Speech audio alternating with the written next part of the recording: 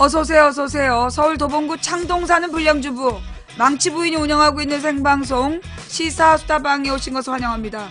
반갑습니다. 감사합니다. 어서오세요. 아, 음악 소리가 작았어요. 어서오세요, 어서오세요. 망치 부인입니다.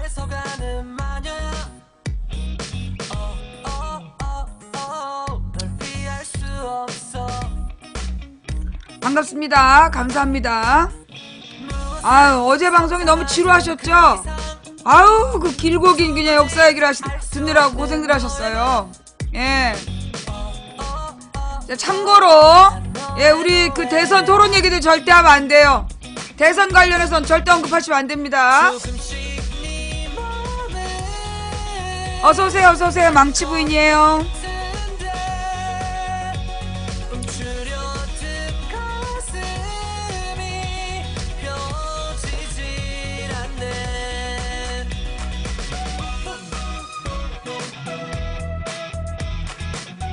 삼당합당 얘기 듣느라고. 삼당합당은 1990년 5월 9일 얘기예요. 예. 오해들 하지 말아요. 예.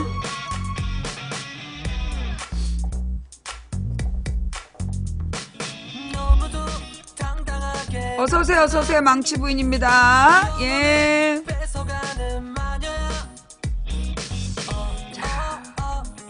업을 억수로 받는 방송 1위 감사합니다. 업해주신 모든 분들 감사드립니다. 예. 후원해주신 모든 분들 감사드립니다.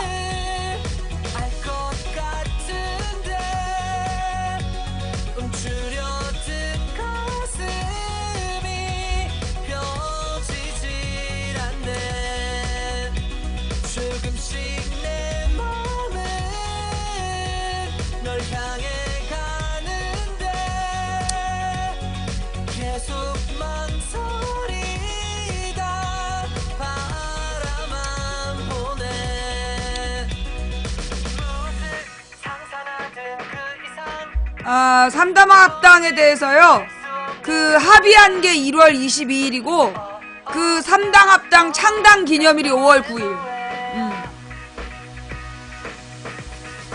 어서오세요. 망치 부인이에요. 네. 아, 오늘 그 저기 뭐야 체육대회 현장에서 망치 부인을 만날 거라고 기대하셨던 많은 분들께 진심으로 죄송합니다. 체육대회 못 갔어요. 네.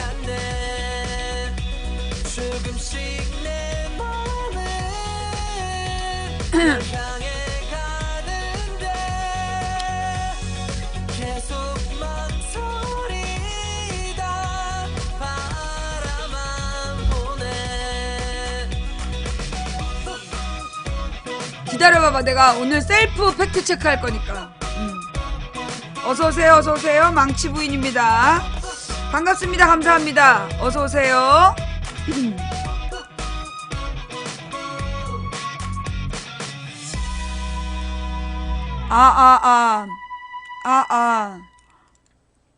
반갑습니다. 감사합니다. 어서 들어오시고요. 네. 일단 오늘 제가 이제 그 체육대회를 간다고, 예, 아프리카에도 다 얘기를 해놨어요. 내가 이제 나는 파트너 BJ야. 파트너 BJ는 아프리카의 소속직 BJ이기 때문에 전속 BJ. 예. 그래서 내가 뭐 유튜브라든가 페이스북 생방송을 같이 못해요. 예. 그리고 이제 오로지 아프리카에 소속되어 있기 때문에 누군가 이제 뭐 나한테 무슨 방송 출연 제의를 한다든가 이러면 아프리카하고 상의를 해야 돼요. 근데 이제 그 오늘 아프리카 전 직원이 모여갖고 체육대회를 하는 날이라 나한테도 이제 오라고 그래가지고 내가 지난 화요일까지 간다고 다 약속을 해놨어. 간다고 그랬는데 월요일이구나. 월요일날까지 내가 다 간다고 다 얘기를 해놨는데 갑자기 우리 딸이 화요일날 이제 아파가지고 결석을 했어요. 예, 그래서 학교를 못 갔어. 근데 이제 그날 아침에 내가 법원에 10시에 갔다 와야 돼가지고 법원에 갔다 와서 딸 데리고 병원 갔다 오느라고 그날 아침 진짜 개고생을 한 거야. 그리고 이제 딸 점심을 챙겨 먹이고 이제 방송을 했지. 그리고 이제 어저께 딸이, 근데 나 이제 오늘 체육대회 가려고 머리 깎고 이제 염색을 했어요. 그리고 집에 왔더니 얘가 조퇴해서 와 있는 거야. 지금 고3인데, 얘가 고3인데 지금 이 어저께, 그저께는 결석하고 어저께는 조퇴하고 상태가 너무 안 좋은 거야. 근데 이제 내가 좀 기다려봐. 지금 북한 얘기를 왜 하고 자빠졌어? 저기 스피커 없어? 어? 스피커 없어? 아, 방송 제목은 기다려. 너 엑소 컴백 무대 엑소가 처음부터 나오는 거 봤어? 아이 또라이들 진짜. 그래가지고 예. 그래서 이제 내가 그리고 이제 원래 오늘 저녁 때 우리 딸내미를 이제 저녁을 챙겨주고 이제 내가 만약에 체육대회 가면 우리 남편이 애를 봐주면 되는데 우리 남편이 요즘에 이제 또 바빠요. 예, 이 좀 저기 선거운동 기간이기 때문에 남편이 너무 바빠. 그래가지고 이제 애를 맡길 수가 없는 거야. 그래서 어쩔 수 없이 오늘 그 체육대회 못 간다고 어저께 이제 아프리카 직원들한테 문자를 보냈어요. 그리고 나서 오늘 아침 보니까 왜 우리 딸이 아팠는지 알겠더라고. 아침에 일어났는데 검색어가 주적으로 도배가 돼 있는 거야. 이것들이 오늘 이래가지고 우리 하나님께서 예, 우리 딸의 결석과 조퇴로 제가 체육대회에 가지 못하도록 막으신 것 같아요. 어디가 아픈지 묻지 말아주세요. 예, 그것도 우리 딸의 개인정보이기 때문에.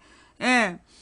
이제 뭐라 그러나 우리 딸 때문에 내가 체육대회를 못 가니까 그러니까 이제 할 일 없잖아. 근데 이제 이놈의 주정 얘기가 터진 거야. 예. 그래서 이제 요 부분은 또 내가 또 전공이잖아. 요 전문이기 때문에. 예. 내가 이제 11년째 요 얘기를 하고 있기 때문에 오늘 내가 이제 이 얘기를 하려고 이 체육대회를 못 가게 됐구나. 라고 제가 이해를 했어요. 예. 그러니까 이제 이게 우리 하나님께서 이렇게 이제 완벽한 설계를 하셔. 2011년, 내가 원래는 이제 새벽잠이 좀 많은 사람인데, 2011년부터 새벽에 5시에 깨우시는 거예요. 2011년부터 내가 새벽에 5시에 일어났어. 이상하게 새벽 5시면 깨우시는 거야. 그래가지고 이제 그때부터 내가 새벽 기도라는 습관이 들은 거예요. 2011년부터. 그러더니만 그게 알고 보니까 2012년에 감옥 가라고. 2012년에 감옥을 딱 가서 보니까 감옥에 가면 이제 6시에 다 일어나야 돼. 구치소에 들어가면 6시에 다 일어나야 돼, 새벽에. 근데 이제 일반적인 재소자들이 새벽 6시에 일어나는 걸 너무 힘들어해. 왜냐면 이제 너 일찍 일어나는 거니까. 근데 이제 나는 늘 새벽에 5시에 일어나던 사람이기 때문에 근데 5시에 눈 떴다고 일어나면 안 돼. 6시까지 누워 있어야 돼. 그래서 5시에 눈 뜨고 발가락 운동하고 그리고 구치소에서 불 켜고 자요. 혹시 밤에 무슨 일 있을까봐 구치소에서는 방에 불을 다 켜고 자. 그래서 불 켜진 방에서 새벽 5시에 누워 있어야 돼. 근데 이제 막 발가락 운동하고 이렇게 성경책을 엎드려서 좀 보다가 누워서 좀 보다가 그리고 기다리고 있으면 6시에 법무부 음악이 나와. 그럼 이제 눈 뜨는 거야.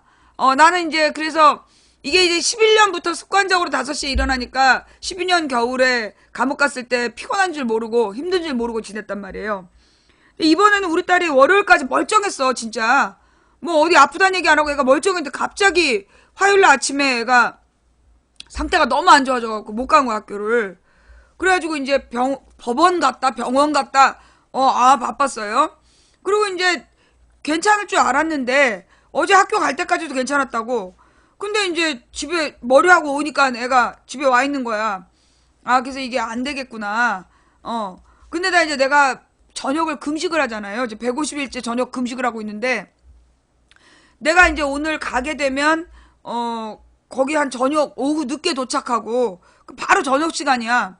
그럼 나는 이제 저녁을 못 먹는데 그걸 구경을 해야 되는 거야. 그리고 이제 저녁을 구경하다가 또 내일 새벽에 딸내미 학교를 데려다 줘야 되니까 또 밤에 또 올라와야 되는 거예요. 그래서 이제 하나님께서 너 가면 안 된다. 그러니까 이 체육대회가 참 중요한 대회지만 아프리카의 파트너 BJ로서 갔어야 됐는데 못 가게 됐어요. 그래서 오늘 우리 체육대회를 준비해 주신 아프리카의 모든 임직원 여러분과 그리고 우리 서수길 대표님께 못 가서 진심으로 죄송하다는 말씀 전해드리고 또 우리 BJ분들 망치 부인이 어떻게 생겼나 정말로 그렇게 소문처럼 대가리가 큰가? 뭐 이런 거 좀 보고 싶어갖고 기다렸던 분들께 제가 못 가는 점 진심으로 죄송합니다. 예, 그리고 제가 이제 화면으로 보는 거하고 실물로 보는 거하고 많이 다르다는 거. 다음번에 예, 우리 딸이 이제 그 고3이 끝나고 나면 내년에 체육대회에서는 우리가 예, 힘차게 만날 수 있기를 바랍니다. 내년에도 이제 파트너 BJ가 안 잘리면 제가 꼭 가도록 하겠습니다. 예, 예, 예. 제가 왜 금식을 하느냐? 이제 지난 11월 22일에 우리 하나님께서 저에게 390일 동안의 특별 기도를 해라 라고 이제 사인을 주신 거예요. 새벽 기도에. 억울했죠?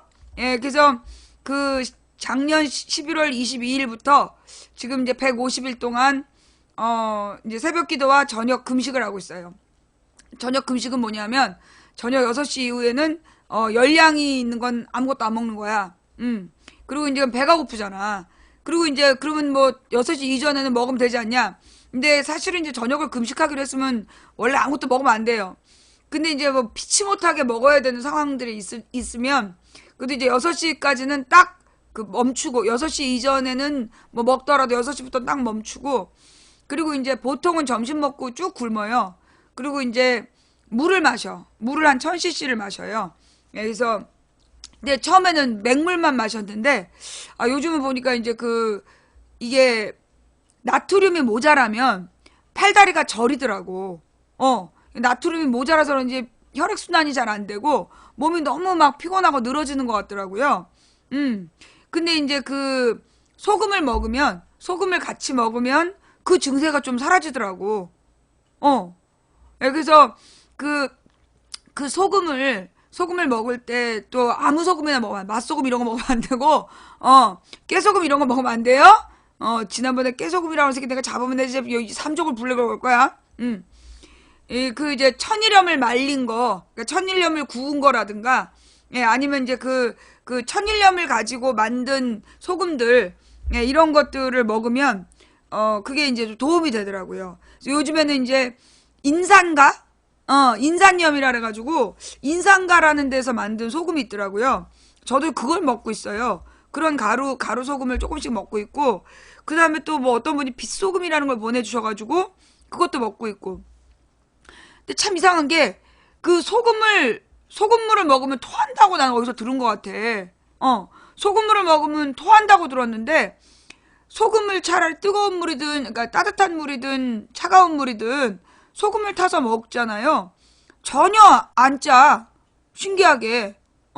물론 이제 많이 안 넣고 조금만 넣어서 그런지 몰라도 예 전혀 이렇게 많이 먹으면 그러니까 소금을 많이 타면 토하나? 근데 이제 뭐라 그러나 빗소금물 같은 경우는 별로 토하질 않더라고요. 비율의 차이구나. 나는 500cc에 저기 뭐지? 아이스크림 숟가락 있잖아. 베스킨라빈스. 그거 반 숟갈 정도 넣거든요. 근데 뭐 이렇게 짜지도 않고 그냥 아무 맛도 없어. 그냥 도리어 물맛이 더 좋아지는 것 같아. 그쵸? 그냥 밍밍한 맛이야. 근데 약간 고소한 느낌? 약간 고소한 느낌 정도 나는 소금물을 먹으면서 제가 이제 저녁 금식을 한 지 150일이 됐다. 근데 오늘 이제 체육대회를 못 간 이유는 비가 와서 못 간 게 아니라 비 올 줄은 몰랐어요. 비가 오는 거는 몰랐고, 예. 제가 오늘 못 간 이유는 우리 딸내미가 화요일하고 수요일에 결석하고 조퇴를 했어. 컨디션 지금 되게 안 좋은데 딸이 고3이에요. 그런데다 이제 남편이 지금 바빠. 남편이 지금 바빠가지고 딸을 봐줄 수가 없어.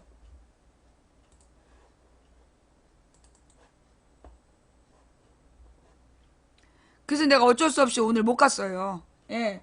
근데 이제 나는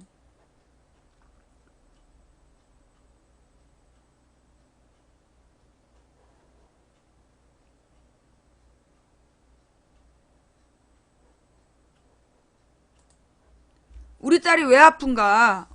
뜬금없이 애가 아픈 거야. 아플 이유가 없는데 왜 그런가 그랬지. 그랬더만 이게 오늘 사단이 날라고. 예. 오늘 이 주적으로 국정원 알파팀에서 작전을 펼치려고 그래서 하나님이 데뷔시켰나봐. 내가 이제 그 우리 딸이 안 아팠으면 내가 오늘 체육대회를 갔을 거라고. 그러면 지금 이 주적 이야기로 이 주접을 못 떨어 주접 떠는 거를 대비를 못했을 거 아니야. 내가 간다고 했기 때문에. 근데 이제 어저께 내가 그 직원들하고 다 얘기를 했거든. 나 못 간다 오늘. 그래서 이제 오늘 나는 이제 원래 나의 계획은 요즘에 너무 몸 피곤해가지고 하루 종일 자는 게 목적이었어. 하루 종일 자는 게 목적이었는데 밤새도록 주적이 검색어 1위였다며. 밤새도록 네이버 1위로 검색어가 주적이었대. 그래갖고 내가 이제 이 주적에 대한 설명을 좀 해야 되겠다. 예. 그래서 이제 내가 오늘 못 간 거예요. 예. 예. 자, 내가 일단 이제 우리 방송은 대선에 대한 얘기하면 안 되는 거 알죠? 특정 후보 이름을 언급하면 매니저님들 모두 강퇴시켜주세요. 예. 특정 후보의 이름을 언급하면 모두 강퇴시켜주세요. 예. 그리고 대선 토론 얘기하지 마세요. 예, 절대 하시면 안 됩니다. 그리고 이제 지금은 이제 인트로 시간이야. 인트로가 뭐야? 내가 그냥 살아온 얘기하는, 삶의 얘기하는 시간인 거 다 알지? 자, 내가, 그게 이제 초등학교 3학년 때였어요. 내가 이제 초등학교 3학년 때였는데, 그때 이제, 내가 2학년 때부터 같은 반이었던 여자애가 있었어. 그게 이제 2학년 때 같은 반이었고, 걔가 2학년 때 꽤 나를 따라다녔어. 왜냐면 집이 같은 방향이기 때문에, 그래갖고 이제 초등학교를 왔다 갔다 할 때 한 20분을 걸어가는데, 걔가 늘 나를 따라서 기다렸다가 학교를 가고 그랬단 말이야. 그 초등학교 2학년 때. 근데 이게 3학년이 된 다음에 갑자기 이제 다른 애들이랑 어울리기 시작했어. 다른 애들이랑 어울리기 시작한 여자애가 근데 이제 내가 별로 걔를 안 좋아했기 때문에 신경을 안 썼어요. 그러거나 말거나 귀찮게 안 하니까 다행이다. 근데 어느 날 내가 이제 그 수도가에 앉아가지고 우리 엄마가 없을 때 이제 우리 엄마가 있으면 설거지를 못하게 해. 엄마가 없어갖고 내가 이제 설거지를 하고 있었어. 근데 내 이제 그 어떤 여자애가 친구지 같은 반 친구가 우리 집에 놀러 온 거야. 뜬금없이 걔 우리 집 한 번도 놀러 온 애가 아닌데 들어와라. 근데 난 지금 설거지 하니까 기다려. 그래서 설거지를 하고 있었어. 내 이 얘기하는 거 들은 사람 있죠? 옛날에 내가 이 얘기하는 거 들었던 사람 손? 내가 옛날에 이 얘기했던 거 들었던 사람 손? 잘 아직까지 모르나?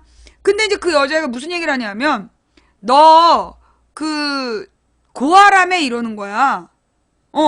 나더러 고아라는 거야. 그래서 뭐? 그랬더니 너가 고아고 너네 엄마가 빚쟁이들한테 무릎 꿇고 비는 걸 민정이가 봤대 이러는 거야. 민정이라는 여자애가 우리 반에 있었는데 걔가 그 애야. 2학년 때 우리 반이었던 애. 근데 얘가 친구들한테 나에 대해서 허위사실을 유포한 거야. 내가 고아이고 그리고 우리 엄마가 빚쟁이들한테 무릎 꿇고 비는 걸 봤다. 그러면서 친구들한테 소문을 내갖고 애들이 나에 대해서 이상하게 생각하고 있다는 거야. 그래갖고 이제 그 여자애가 와갖고 나한테 이른 거야. 그래가지고 내가 그래? 너 확실하지? 그렇대. 너 따라와. 그래갖고 이제 딱 설거지 하다 말고 걔를 끌고 집으로 올라갔어. 걔네 집으로 이제 윗동네였거든. 윗동네로 딱 올라간 거야. 그러니까 너 나와! 딱 그랬지. 걔가 나왔어. 그래갖고 얘 딱 세워놓고 물어봤어. 너 내가 고아라고 애들한테 얘기했어? 근데 가만히 있는 거야. 무언의 시인이지. 너 우리 엄마가 빚쟁이들한테 무릎 꿇고 비는 거 봤다라고 얘기했어? 가만히 있는 거야. 아니란 소리 안 해. 그래가지고 내가 고아란 증거 대봐. 그때부터 나는 증거 중심주의였던 거지. 그때부터 내가 이제 증거 중심주의였기 때문에 내가 고아라는 증거 대봐. 그리고 우리 엄마가 빚쟁이들한테 무릎 꿇고 빌었다라고 얘기한 거 며칠이야. 몇 월 며칠 어디서 봤어? 증거 대. 그러면서 이제 들이댄 거야. 지가 거짓말 했으니까 어떻게 하겠어. 증거가 없지. 내가 고아란 증거가 어딨어. 그리고 지가 우리 엄마가 빚쟁이한테 빌었다는 얘기를 지가 어떻게 입증할 거야. 그런 적도 없는데. 그래가지고 거기서 그 여자애가 아무 말 못하고 가만히 있는 걸 얘가 다 봤어. 그래서 내가 걔한테 그랬지. 너 똑바로 봤지? 얘 지금 아무 말 못하는 것도 봤지? 그때부터 봤대. 그리고 너 애들한테 전해? 얘가 거짓말한 거야. 그러면 이제 그 정도에서 얘가 막 자기가 거짓말 안 했다 뭐 해야 되잖아. 아무 말 못했어. 그 민정이 아무 말 못하고 내가 그 상이란 애한테 너 똑바로 전해라. 그리고 이제 딱 돌아서 갖고 내려왔어. 막 한참 내려오고 있는데 걔네 엄마가 막 소리를 지면서 따라오는 거야.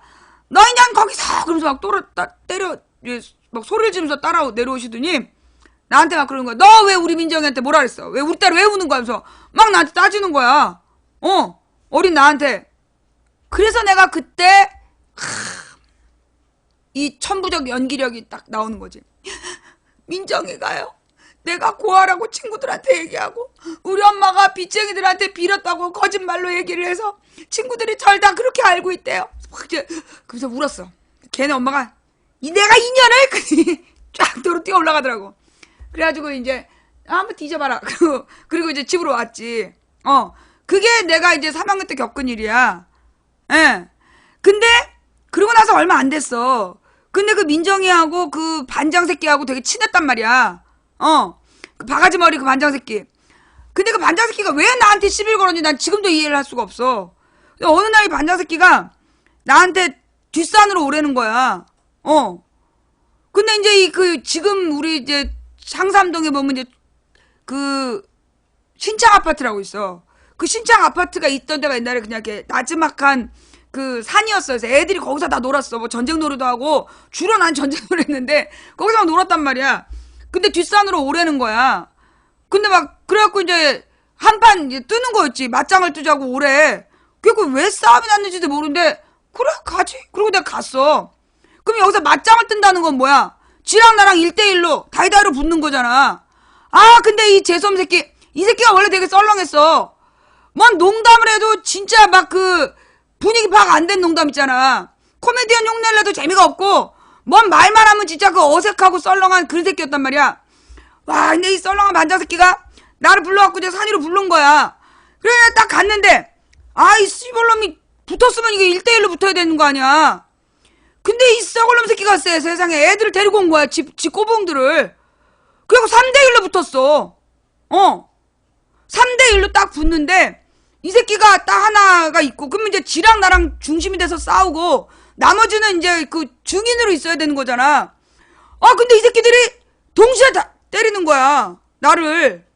이 비겁한 새끼들이 여자애 하나를 남자애 셋이 동시에 때리는 거야. 그럼 어떡하겠어 내가. 야, 이 쪼잔하고 그러면서 이 새끼는 지도 이제 세게 때리지도 못해. 그러니까 싸움 잘하는 데를 데리고 온 거야.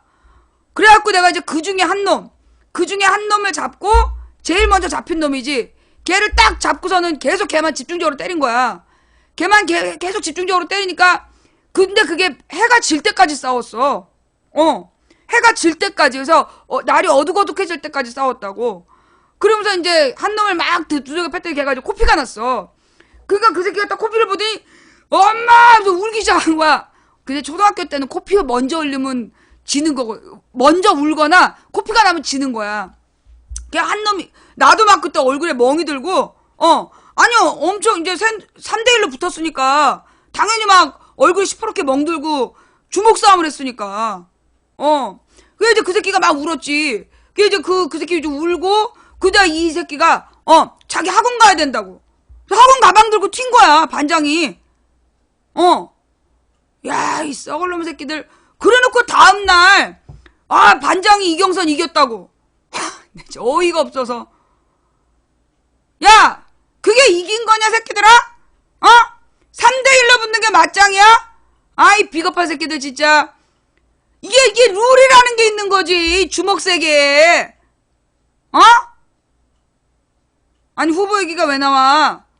아니 여러분 내가 이 얘기하는 거 이전에 들은 적 있다 손. 내가 이 얘기 지금 여러 번 했잖아.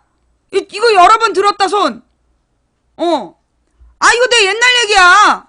여기서 왜 저 후보 얘기가 나고 지랄이야. 왜 누가 막 썰렁한 반장 새끼가 있었어? 썰렁하고 비겁한 반장 새끼가 있었던 거야? 그리고 막 3명이 한 사람을 때리고 막 그랬어? 야, 이런 비겁한 새끼들이 있나? 어디 누가 그랬는데? 내가 몰라서. 아니 내가 옛날 얘기하는 거 내가 이 얘기 여러 번 했어. 그치? 내가 이 얘기 여러 번 했잖아. 그 바가지 머리 반장 새끼. 그 학원 간다면서 중간에 딱 그 가방 들고 튄 새끼. 그래놓고 다음날 반장이 이겼다고. 아, 그 친구 새끼들이 막 거기 소문내고. 아, 비겁한 새끼들. 야. 그러면서 막 망치를 꺾었다. 아니, 경선이를 꺾었다. 그게 꺾은 거냐, 이 비겁한 새끼들아. 남자애 셋이 여자애 하나 두들겨 패놓고? 이런 비겁한 새끼들 봤나? 하여간 그 썰렁한 반장 새끼. 야, 예. 오해들 하지 마세요. 예, 저 어린 시절에 내 초등학교 3학년 때 있던 일이야. 아, 기집애 하나는 허위사실을 유포하고 사내 새끼 셋은 나한테 들이대고. 아휴, 진짜.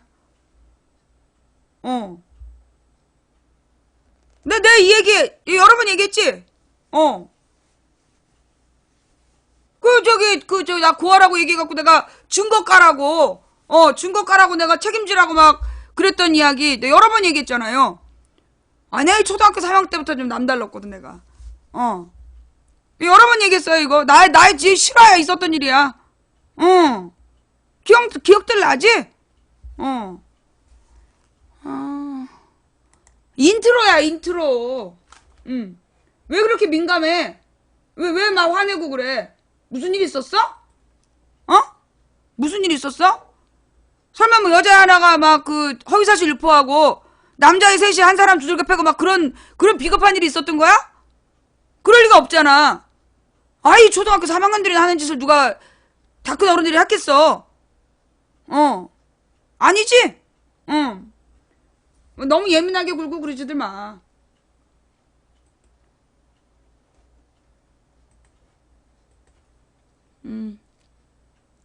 예. 아, 내가 이제 어린 시절에 내 3학년 때부터, 우리 엄마가 이제 나 3학년 때, 예. 아니야. 이게 그 거짓말한 여자애도 참 문제지만, 사실 나쁜 새끼는 그 반장 새끼야. 치사하게 말이야. 다이다이로 붙자. 뭐 한마디로 그때 이제 주먹세계에서 그 반장하고 나하고 양강이었거든. 우리 반에서 이제 양대 강자가 붙는 그런 상황이었어. 그럼 양강에 붙었으면 양강끼리 붙어야지. 안 그래? 1대1로 다이다이로 붙어야지. 그게 주먹세계의 규칙이지. 아, 근데 이 새끼가 탁 지금 꼬방 2마리 데리고 나와가지고 동시에 때리는 거야. 규칙도 없이. 와, 씨발, 나는 2손이고 지네들은 6개인데 그게 싸움이 되냐? 그래놓고 지네들이 이겼다라고 소문내고, 아이, 씨발놈들 막 여유있게 이겼다는 둥. 그게 여유있게 이긴 거냐? 이 비겁한 새끼들아? 아, 정말.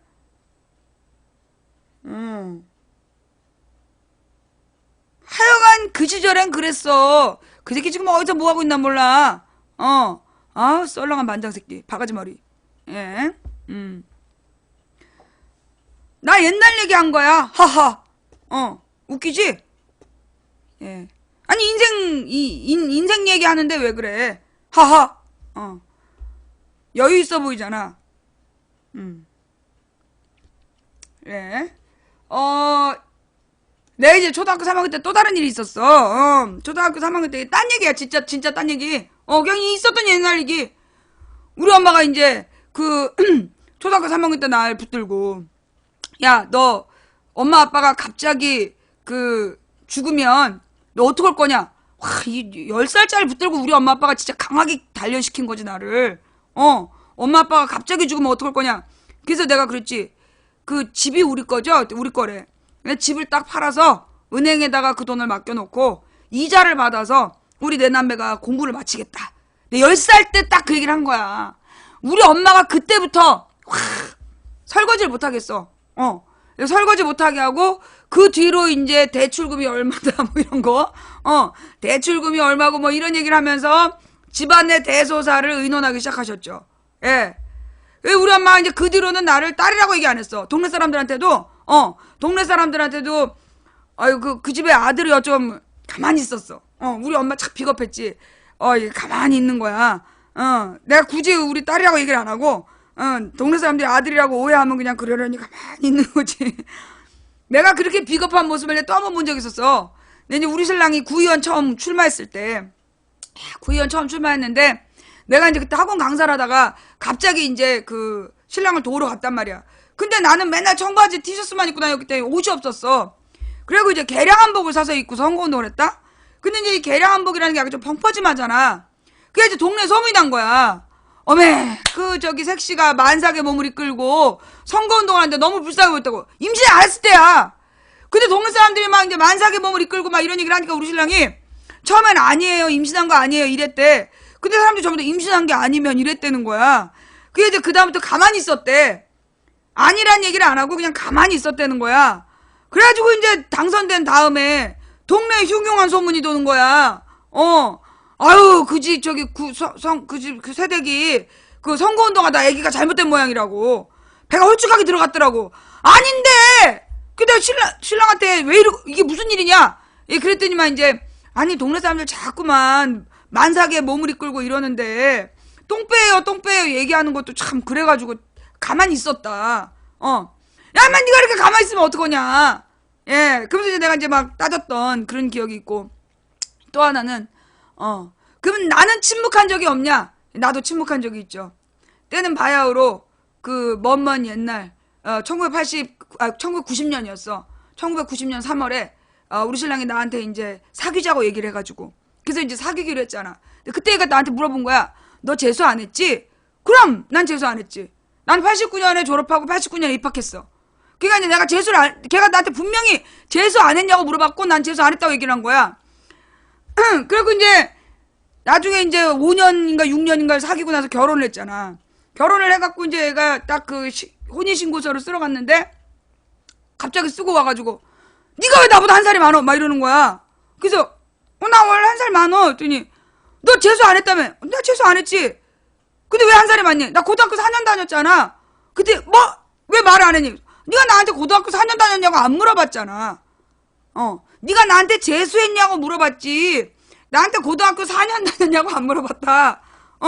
난 고등학교 4년 다녔다. 난 너한테 거짓말한 게 아니다. 나는 정식했다. 근데 이제 얘가 팔팔 뛰면서 이건 사기 결혼이라 그래서 그래 그랬지. 물러라. 모르고 싶으면 물러라. 아쉬울 거 없다. 근데 지가 안 물렀단 말이야. 예. 지가 안 물어봐 놓고 왜 나한테 막 신경질 내고 그래. 예. 이게 이제 나의 어린 시절에, 예. 네네. 이 나의 어린 시절에 있었던 이야기예요. 예. 내 어린 시절 얘기야, 어린 시절 얘기. 옛날 얘기. 막 민감하게 생각하지 마시고. 예. 그 썰렁한 반장 새끼가 그냥, 초장부터 그냥, 그러니까 그 새끼는 능력이 있어서 반장된 게 아니라, 초등학교 3학년 담임이 걔를 이뻐한 거야. 담임이 걔를 이뻐해가지고, 걔를 반장을 시킨 거라서, 애들한테 별로 인기가 없었지. 근데 이제 나 같은 경우에는 내 스스로 이 모든 이 시련을 극복하고 이 허위사실을 유포한 애들을 무찌르면서 나의 입지를 굳혔기 때문에 이 새끼가 나한테 어떤 이게 묘한 경쟁심을 느꼈던 것 같아. 그래가지고 글쎄 다이다이 까자 이래가지고 한판 붙자 이래가지고 뒷산으로 불러서 그래? 그리고 학교 끝나고 내가 갔더니만 이 썩을 놈이 비겁하게 애들 쭉 데리고 와가지고 3대1로 붙은 거야. 기집애 하나는 허위사실 유포하고 사내 새끼 셋이서 동시에 들이댔는데 와 내가 멍은 들고 다쳤지만 거기서 내가 딱 깨달았지. 3대1로 붙어서 앉으면 내가 그때 깨달은 거야. 나의 인생 내가 맨날 방송 끝날 때 얘기하는 거 있잖아. 내가 방송 끝날 때 맨날 하는 얘기가 뭐였냐면 이기기 어려운 싸움에서 지지 않는 단 하나의 방법은 싸움을 끝내지 않는 것이다. 예. 이기기 어려운 싸움에서 지지 않는 방법은 싸움을 끝내지 않는 거다. 내가 그때 깨달은 거야. 내가 딱 전력을 분석했지.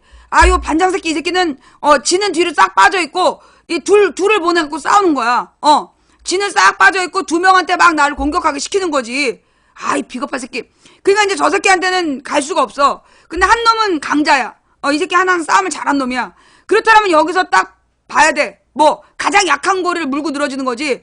그래서 제일 좀 들떨어진 새끼, 걔를 붙들고 이제 한 놈만 팬 거야. 약한 고리를 공격한 거지. 그래갖고 코피를 딱 쏟아내니까 이 새끼가 이제 울고 엄마를 부르고 그러자 이 놀란, 이 반장 새끼가 학원 간다고 튀었던 바로 그 사건. 예. 3대1로 진짜 비겁한 새끼들. 방자가 무슨 의미인지 좀 기다려 새끼야. 너 임마 너 엑소 컴백 무대 엑소가 처음부터 나오는 거 봤어? 아이 자식 이게 민감해. 아유.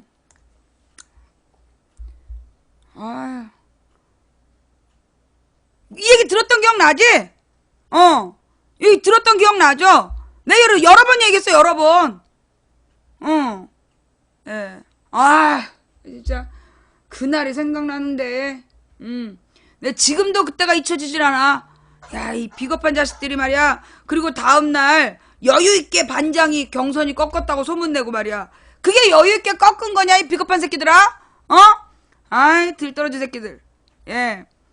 자, 여기까지가 인트로였어요. 예. 예, 오늘 체육대회 못 갔어요. 예, 우리 딸이 아파가지고, 예, 우리 딸 돌봐야 돼서 제가 못 갔어요. 예, 자, 이런 기사도 있었군요. 네. 자, 그 다음에, 이제 인트로는 여기까지 하고, 오늘의 팩트체크. 예, 자체적인 팩트체크를 하나 할게요. 2개가 있어요. 첫 번째 팩트체크는 뭐냐 하면, 요청하신 기사가 없다는데? 예, 그 주소가 잘못됐나봐요. 예, 어떤 팩트체크냐면, 어제 내 방송에서 2가지 오류가 있었어. 하나가 뭐냐면, 5월 9일에 3당 합당했다. 예, 그 부분, 예. 미안해요. 웃음이 끊이지 않는 방송 일이 감사합니다. 끊어서 웃어주세요. 예, 숨 안 쉬면 큰일 납니다. 이제 5월 9일에 3당 합당이 아니다. 그래서 나한테 막 문자들을 보낸 거야. 근데 내 기억에 분명히 5월 9일에 3당 합당을 했거든. 그래서 이제 자료를 찾아보니까 어떻게 된 거냐면, 김영삼이 자기가 대통령이 되고 싶어가지고 3당 합당을 합의한 게 1월 22일이야. 1월 달에 3당 합당을 합의하고, 그리고 나서 5월 9일이 3당 합당을 해가지고 당을 창당한 날. 3개를 합쳐가지고 민자당을 창당한 날이야. 그래서 이제 내가 노태우 때 민자당이라 했잖아요. 나는 계속 삭제된 기사라고 나와요. 잠깐만요. 내 제목으로 검색할게요, 그럼.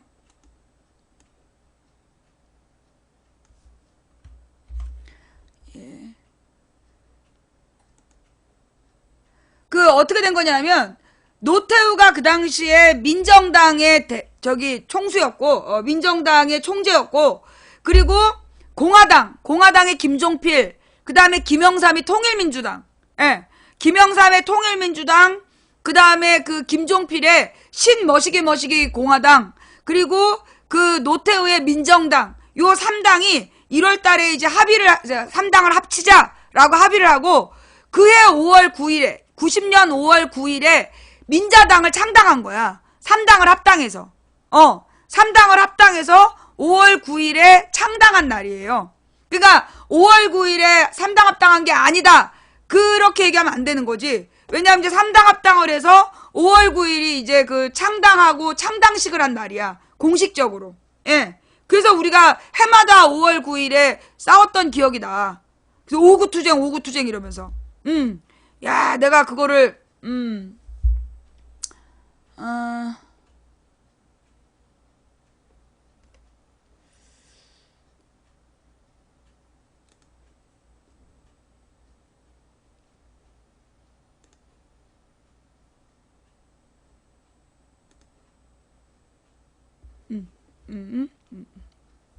네. 그래서 5월 9일에 대한 이야기, 1월 달에 이제 3당 합당을 하기로 합의를 보고, 그리고 3당 합당을 해서 민자당을 만든 날이 90년 5월 9일. 그러니까 5월 9일에, 예, 대통령병에 걸려가지고 대통령이 되고 싶어서 자기 지역에 민주화 운동하는 사람들, 4.19 때부터 민주화 운동을 해왔던 부산 마산 지역의 민주 인사들의 꿈을 짓밟고, 독재 잔당들, 2개의 독재 잔당, 공화당하고 민정당, 예. 민정당이 전두환이 만든 당 아니야. 전두환의 민정당과 박정희, 김종필의 공화당, 독재 잔당들 2개하고 이 김영삼이 합당을 해가지고, 3당 합당을 해서 만든 게 그게 민자당이고, 나중에 대통령이 돼서 신한국당으로 당을 바꿨어요. 원래 이제 그때가 87년에 민주화 운동을 해가지고 300석 중에 219석인가가 김대중, 김영삼 당이었던 거야. 이게 300석의 국회의석 중에 200석이 김영삼하고 김대중 정당이었기 때문에 그때 김영삼이 김대중이랑 합쳐가지고 그 민주적인 과제들을 해결할 수 있었는데 김영삼이 대통령이 되고 싶어갖고 독재 정당하고 이제 합당을 했던 거죠. 예. 네네네. 그게 이제 그 어저께 5월 9일 3당 합당에 대한 이야기? 예. 그래서 이제 어떻게 보면 1987년에 그 시민혁명 87년 60항쟁의 결과를 그 이제 저기 결과로 만들어진 김대중 노무현 정당이 있었는데 김대중 김영삼 정당. 그 김영삼 정당에서 노무현이 처음 그 국회의원으로 뽑히는 게 88년이야. 그래서 88년에 노무현이 국회의원으로 처음 김영삼이 픽업을 해가지고 국회의원이 되고 그 노무현이 그 88년 그 저기 뭐야 5.18 광주 청문회 때 막 모른다 계속 기억이 안 난다 그러니까 막 소리 지르면서 막 욕을 했던 그게 이제 88년 광주 청문회 상황이었고 내가 그걸 복학해서 그걸 봤다니까. 그래서 이제 무슨 토론이요? 저는 토론 같은 거 안 봐요. 예. 그리고 내가 대선 얘기하지 말랬지. 우리 방에서 대선 얘기 금지되어 있는 건 몰라? 어떤 특정 후보를 지지해도 안 되고 특정 후보를 비판해도 안 돼. 너 나가. 난 토론 같은 거 안 봐. 우린 지금 내 옛날 얘기하고 있는 거야. 나 초등학교 3학년 때 썰렁한 반장 새끼가 1대1로 붙자 그래가지고 나갔더니만 꼬붕들 데리고 나와갖고 3대1로 붙었던 그 치사했던 과거 얘기하고 있으니까 괜히 그 쓸데없이 토론 얘기하면서 분위기 흐리지 마. 나가. 예. 자, 하여튼 그래가지고 이제 87년에 김영삼 김대중이 그 87년 민주항쟁의 성과물을 딛고 그 김영삼 김대중이 그 거대 야당을 만들어 놓고 여소야대를 만들어 놓고 그 중에 한 사람이 배신하는 바람에 이 민주주의의 열망이 무너지고 죽서서 개주는 역사를 만들었던 거란 말이에요. 예. 그러니까 이제 그 후대가 정말 마음을 합쳐서 이 촛불 뭐라 그러나 촛불 항쟁의 결과를 잘 그 받아 안아서 새로운 대한민국을 만들어야 되겠죠. 예. 이 죽서서 개주면 안 된다는 역사. 예. 자, 그 다음에 이제 그 망치 부인의 팩트체크 첫 번째였고, 두 번째. 어저께 이제 이승만에 대한 얘기, 이승만 학위에 대한 거, 이승만 학위에 대해서, 먼저 이승만이가 이제 하버드에서 석사를 밟은 거야. 석사를 하버드에서 밟다가 석사 학위를 못 따고, 낙제를 해갖고 못 딴 상태에서, 프린스턴 대학 총장하고 개인적으로 아는 관계여가지고, 그 프린스턴 대학에서 박사를 따는 거야. 예. 하버드 박사가 아니야. 하버드에서 석사 과정을 밟았는데 낙제해서 석사를 못 따고 나중에 프린스턴 박사 과정을 밟다가 그 하버드의 학위를 막 딜을 해갖고 따냈던 그 얘기는 어디 나오냐면 그 100년 전쟁, 예. 그 민족문제연구소에서 만든 다큐, 예. 그 100년 전쟁에 나옵니다. 예. 그래서 그걸 보시면 그 이제 학위를 근데 이제 이승만이가 막 박사 꼬봉들을 시켜가지고 막 박사 이러면서 학위를 팔아가지고 지랄 연병을 했던 그 부분. 그래서 이 하버드하고 프린스턴하고 학교가 바뀌었다는 거. 예. 그 부분은 이제 좀 바로 잡습니다. 예. 그래서 이 망치 부인이 이제 자체 셀프 팩트 체크 어저께 논란이 됐던 두 부분. 그래서 이제 학벌하고 5월 9일에 대한 이야기 바로 잡았습니다. 예. 그 다음에 이제 다음 이야기로 넘어갈게요. 예. 다음 이야기로 넘어가는데, 얘네들 왜 이렇게 시끄러워? 자, 북한의 주적 이야기. 예, 북한이 주적이냐? 고위 이야기. 야, 너 엑소 컴백 무대에 엑소가 처음부터 나온 거 봤어, 못 봤어? 엑소가 처음부터 나왔어, 안 나왔어? 예. 안 나왔지? 그러니까 기다려. 진짜 스피커가 없어? 아이, 새끼들 진짜. 요즘은 신화가 주인공인가? 신화 컴백 무대라고 해야 되나? 조용히 하고 잘 봐봐. 예. 자, 그 다음 이야기는 뭐냐면, 이제 또, 이것도 옛날 얘기야. 요것도 옛날 얘기인데, 그때가 언제냐 하면 이제, 예. 잠깐만요. 예. 그때가 언제냐 하면, 참세상님 그거 우리 함께 읽는 뉴스에다 올려놓으셨죠? 예. 함께 읽는 뉴스에다 올려놓으신 거죠? 그 기사들 지금. 네. 먼저, 이제 언제였냐면 내 기억에는 그게 김대중 대통령이 돌아가셨을 때야. 그죠? 김대중 대통령이 돌아가셨을 때인데, 그때, 어떤 놈이 와가지고, 김대중 대통령이 대북 송금을 했다. 북한으로 불법 송금을 해가지고 그걸로 대법원에서 유죄 판결을 받았다. 그 얘기를 했어요. 김대중 노무현 때 북한으로 불법 송금을 했고 그래가지고 김대중 정부가 대법원에서 유죄 판결을 받았다. 그러면서 이제 어떤 대구 남자애가 나한테 시비를 걸었어. 그게 새벽 2시쯤 됐던가? 그래갖고 내가 어머 진짜냐? 그때 나한테 막 날 비웃으면서 대법원 판결 난 거 모르느니? 근데 처음 들었다. 그 판결문 좀 보자. 예. 그래가지고 이제 그 판결문을 갖고 오라 그랬어. 그래갖고 내가 걔 덕분에 알아낸 거야. 뭐냐 하면, 이게 대북 송금 특검에 대한 진실. 대북 송금 특검에 대한 진실. 자, 이 중요한 얘기를 지금부터 해드릴게요. 노무현이 대통령이 된 게 2003년이잖아. 2002년 겨울에 노무현 당선이 돼. 그리고 이제 2003년이 딱 되자마자 무슨 일이 벌어지냐면 이제 이회창 차떼기 사건이 터져. 그래서 이회창의 차떼기 사건이 터지면서 그 차떼기 사건은 뭐냐면 이회창이 대선 자금으로 트럭채 10,000원을 가득 실은 1톤 트럭을 받았다. 그럼 그게 150억이다. 그래갖고 150억이 실은 1톤 트럭을 이회창 선거운동본부 지하실까지 트럭채 갖다 주고 키를 넘겼다. 그런 얘기들이 이제 다 나와. 그래서 그때 이제 몇 개 그룹이 150억씩 지원했다라는 게 이제 들통이 나요. 그게 이회창 차떼기 사건이야. 그래갖고 차떼기 사건으로 막 난리가 났는데 그때 노무현 대통령이 말실수를 하는 거야. 뭐라고 실수를 하냐면 우리는 이회창의 선거 자금에 10분의 1도 안 썼다. 그러자 갑자기 조선일보 동아일보가 노무현을 공격하기 시작하는 거야. 그러면서 너 진짜 10분의 1도 안 썼는지 한번 까볼까? 그래서 조사를 했어. 그래갖고 그때 220억을 썼다라는 게 나와. 220억을 썼다라는 게 나오는데 사실은 그 220억만 쓰고 대통령이 될 수가 없어.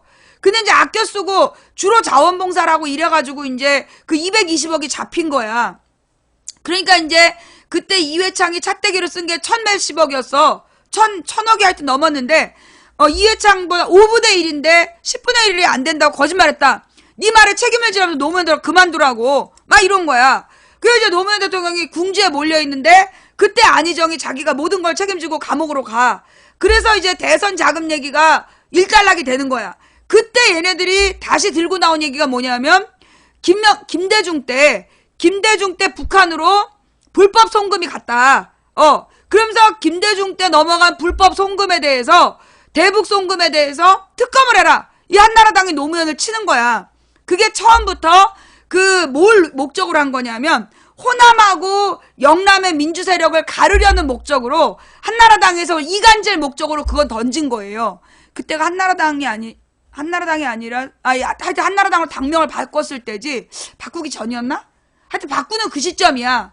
이회창이 완전히 욕을 먹고 박근혜가 막 대표가 되던 그 시절. 그 전후로 해가지고 이제 2003년에 대북 송금 특검을 해야 된다고 막 주장을 해. 그리고 그때 추미애하고 그 구민주당, 추미애 김민석 민주당에서 대북 송금 반대를 하고, 그리고 이제 그 열린우리당에서는 막 밀리고 있었던 거죠. 열린우리당 세력은, 노무현 세력은 막 걔네들한테 숫자는 적고 그래서 막 비난을 받고 있었어. 욕을 먹고 있는 상황이었어. 그런데 노무현 대통령이 그때 아마도 김대중 대통령이 그 불법 송금하고 관계없다는 확신을 얻었던 것 같아. 그래서 대북 송금을 특검하라라고 허가를 해준 거야. 허락을 해줬어. 왜냐면 대통령이 특검을 허락해야 되니까. 그랬다고 그걸 가지고 추미애랑 김민석이 물고 늘어진 거야. 추미애 김민석이 막 물고 늘어지면서, 그러니까 추미애 김민석이 속해 있었던 민주당이죠. 한마디로 이제 그 동교동계야, 정확하게는. 정확하게는 그 동교동계가 그 박근혜 비서실장 가고 그랬던 인간들. 그 사람들이 막 물고 늘어져가지고 물고 늘어졌는데 노무현 대통령이 특검을 허락했다고. 그걸로 막 이간질한 거야. 그래서 호남 사람들이 노무현한테 등 돌리게 하는 그게 결정적인 사건이 대북 송금에 대한 특검이에요. 그런데 기가 막힌 게 뭐냐면 그 특검을 통해서 뭐가 밝혀지느냐. 그때 이제 그 정몽원이라고 현대아산 그 회장이 있었는데 얘가 북한에다가 그 금강산 호텔 짓고 그 다음에 이제 개성공단하고 그 다음에 나머지 3가지에 5가지 북한을 개발하는 사업에 대해서 현대아산에게 독점권을 달라고. 그 독점권을 얻기 위해서 김정은이한테 뇌물을 보낸 거야. 뇌물을 1조 원을 보낸 건데 그 뇌물 1조 원이 언제 갔냐 하면 2000년 김대중 김정일의 정상회담 직전에 넘어가. 그걸 이제 정몽원은 뭐라고 주장을 했냐면 그게 남북 정상회담을 돕기 위한 목적도 있었으니까 그 부분을 통치자금으로 인정해달라라고 얘기한 거야. 정몽원 현대 측 주장이. 그런데 대법원 최종 판결이 뭐라고 났냐 하면 이건 현대에서 5가지 사업에 대한 독점권을 얻기 위해서 북한에 뇌물로 준 것으로 보이니 이건 김대중 정부의 통치 자금으로 볼 수 없다. 그래서 정몽원이가 유죄가 나오는 거야. 현대가 이제 비자금을 했던 거야. 현대가 비자금을 현대가 불법 송금을 했다라는 것을 대법원이 확정 지으면서 그게 김대중 정부가 세금으로 보낸 게 아니라는 그걸 입증을 해낸 거야. 그러면 여기서 박지원이 왜 그 감옥을 가냐 하면 박지원이 그 돈을 배달하는 대가로 뭔가를 받았던 거지. 그죠? 예. 그래갖고 이제 이 박지원이 그 돈 1조 원을 배달을 한 거야. 국정원을 통해서. 국정원을 통해서 박지원이 그 돈을 연결해주는 역할을 했다. 그래가지고 이제 박지원이 불법 정치 자금을 수수했다. 요 혐의를 받아서 박지원이 털린 건 대북 송금하고는 무관한 거야. 다른 말로 김대중 정부 차원에서 국민 세금을 불법 송금하지 않았다라는 걸 그 특검을 통해서 밝혀낸 거예요. 그런데 이걸 언론이 절대 보도를 안 했어. 그래서 나도 몰랐어. 그런데 그 대구 남자애가 그 김대중 정부에서 불법 송금한 걸 대법원에서 확인해줬다. 이렇게 허위 주장을 하면서 갖고 온 자료를 통해 내가 확인했잖아. 예. 박지원 현대 비자금 150억은 무죄인데 1억은 유죄로 법정 구속. 예. 그러니까 이게 개인 비리, 그러니까 이제 이 박지원이 그 이제 왔다 갔다 하는 비용으로 뭐 받았는지 어쨌는지. 근데 이제 박지원이 그 당시에 자기 알리바이를 제대로 증명을 못했어. 그래갖고 이제 유죄를 받았던 거야. 근데 이제 그걸 가지고 박지원은 자기를 노무현이 버렸다 이런 식으로 나중에 그 당대표 경선 나가고 이러면서 이걸 팔아먹은 거였지. 더민주 안에서 호남을 이간질시켜갖고 자기가 당대표 달라고 반문재인 정서를 만들면서 그 얘기를 다시 끄집어낸 거야. 그리고 그 당시에 추미애 민주당에서 그 호남을 중심으로 구민주 세력을 유지하려고 그 노무현 대통령이 돌아가실 때까지 화해 안 하고 있었잖아. 2009년까지. 그게 이제 2004년에 이 그 호남하고 그 구민주당하고 열린우리당이 갈라쓴다고. 근데 그 당시에 호남 민심은 열린우리당을 선택해요. 그래서 그 당시에 2004년 총선에서 노무현 대통령이 탄핵된 다음에 잠깐 요 설명이 좀 꼬였는데, 그래서 이제 그 대북 송금 특검은 그렇게 된 거였고, 그리고 이제 그 누구였니? 이 이제 그 동교동계 동교동계가 이제 노무현하고 노무현을 도저히 받아들일 수 없다. 근데 그렇게 된 이유는 누구 때문이냐면 유시민 때문이었어. 유시민의 그 막말 지지자들이 호남 사람들 계속 비하한 거야. 막 모욕하고 비하하고 난닝구라고 놀리고. 그래갖고 이제 그런 놀리는 부분을 가지고 이제 이 구민주당 호남 사람들, 그러니까 호남을 자기네 근거지로 만들려는 그 구동교동계가 그걸 이용해서 이간질을 한 거야. 그 추미애가 끝까지 그래서 노무현이랑 화해를 안 한다고. 그리고 노무현이 자기한테 장관으로 뭐 추천을 했다 뭐 이런 거나 흘리고 그러면서 화해는 안 해주는 그런 상황에서 2004년에 이제 무슨 일이 벌어지냐면 그 노무현 대통령을 놓고 이제 분당이 되는 거야.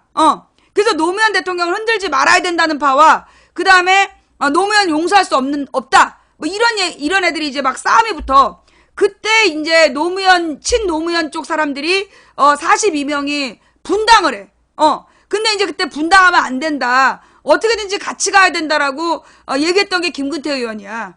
그런데 이제 어쩔 수 없이 분당하게 되니까 김근태 의원도 분당 쪽으로 힘을 합치게 돼요.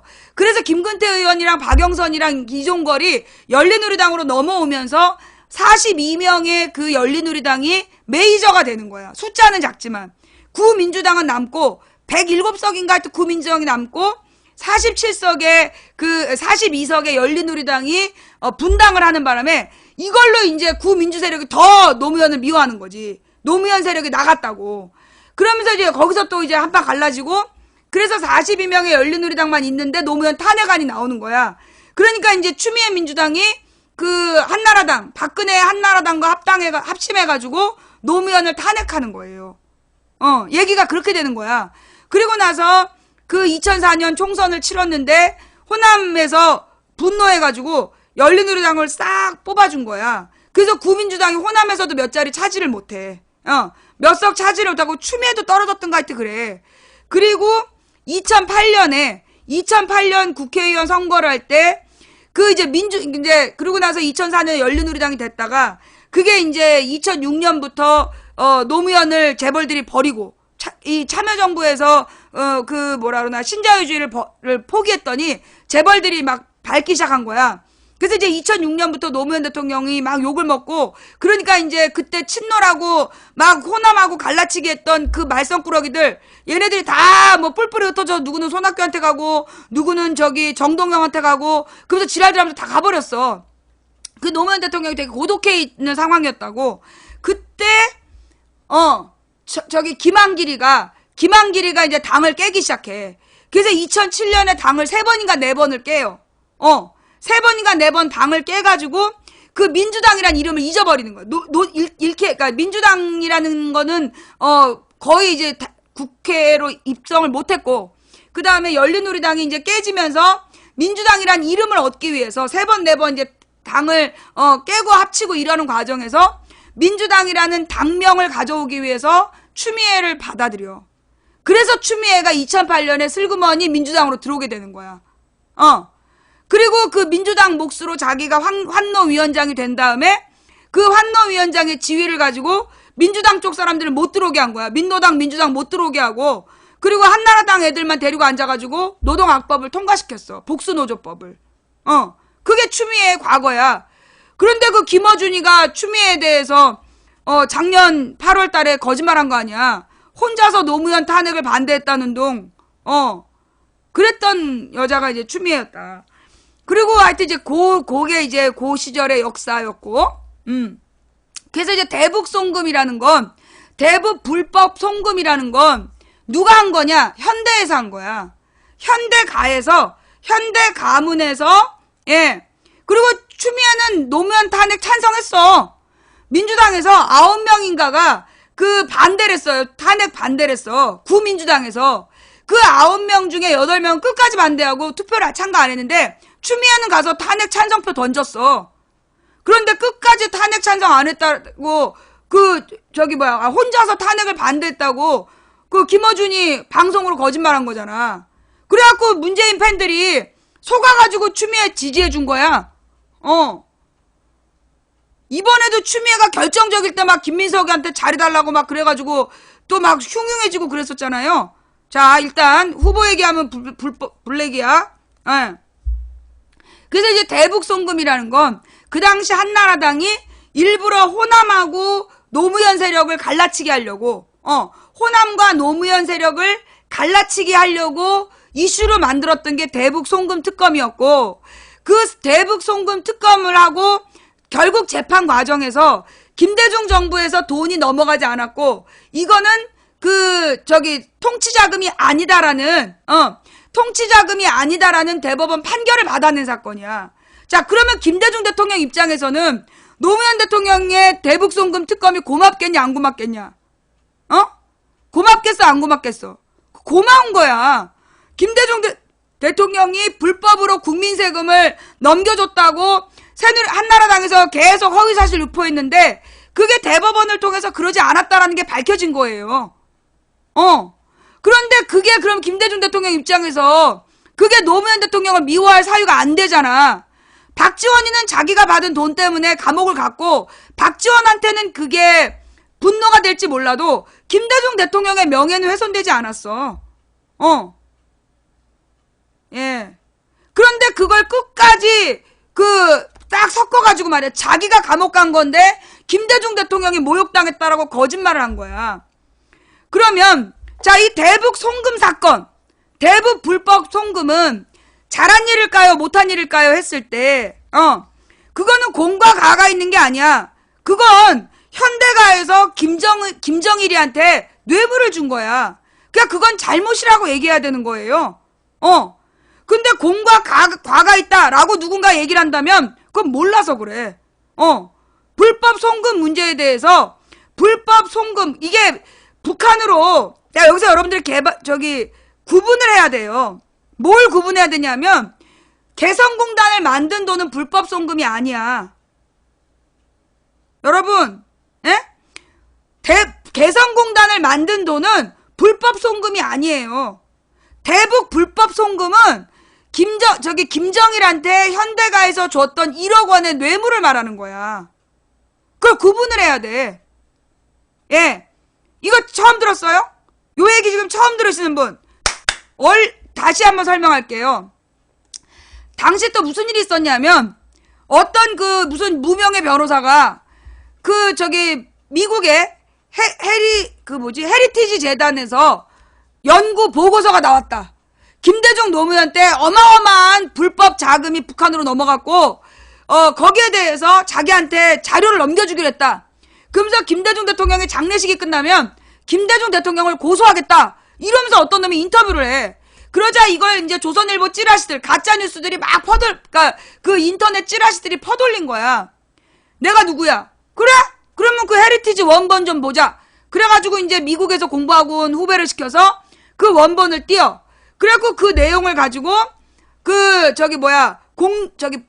동시통역사 하는 친구한테 보내. 그래서 요거 좀 번역 좀 해봐라. 무슨 내용이냐? 그래서 딱 내용을 보니까 이거는 헤리티지 재단의 공식 입장이 아니라, 헤리티지 재단의 공식 입장이 아니라, 이 세 마리가 맨 밑에 보면 이제 주석을 달아놨어. 요 세 마리의 기고한 글이다. 그리고 얘네 셋은 헤리티지 재단 연구원이 아니다. 이걸 밝혀놨어. 그런데 그걸 가지고 우리나라의 한나라당 지지자들이 거기다 뻥을 깐 거야.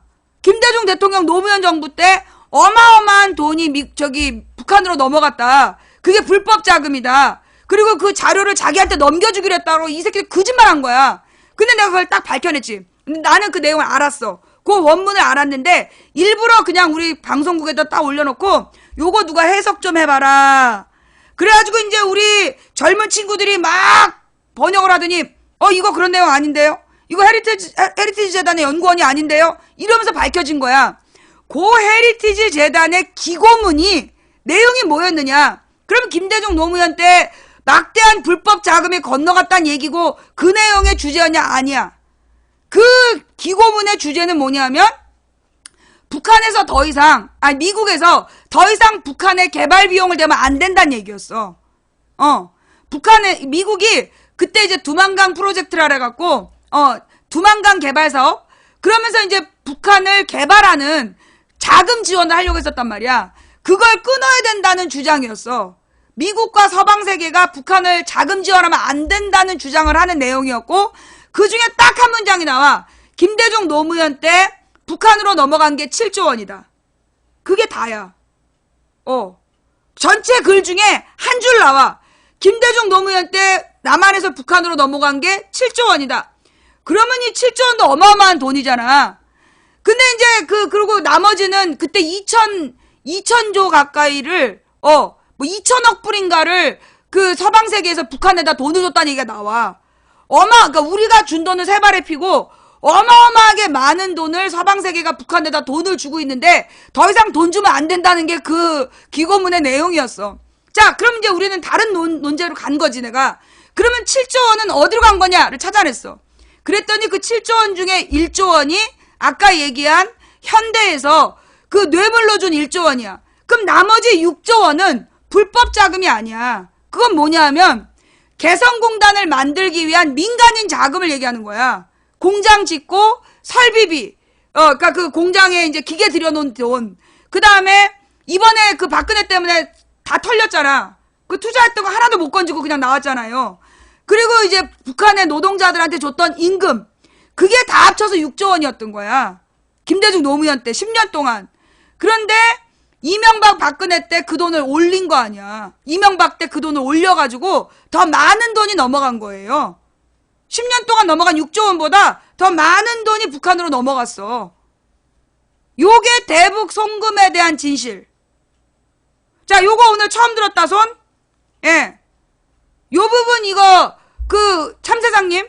이 부분만 따로, 그니까 참세상님이나 우리, 양현리님, 이 부분만, 이 대북 송금에 대한 진실 이 부분만 따로 편집해서 올리셔도 됩니다. 예. 대북 송금 부분만 따로 편집해서 올리셔도 돼요. 예.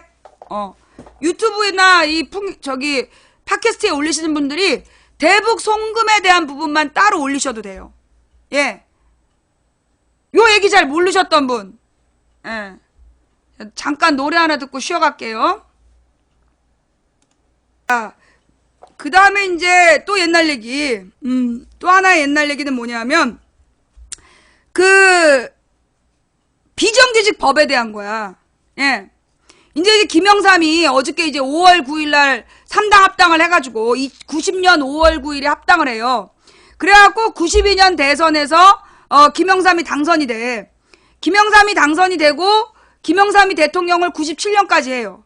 그런데 그 97년 마지막에 가서 무슨 짓을 하냐면 이제 김영삼이 아마 96년인가에 IMF에 가입을 OECD에 가입을 한다고 그래.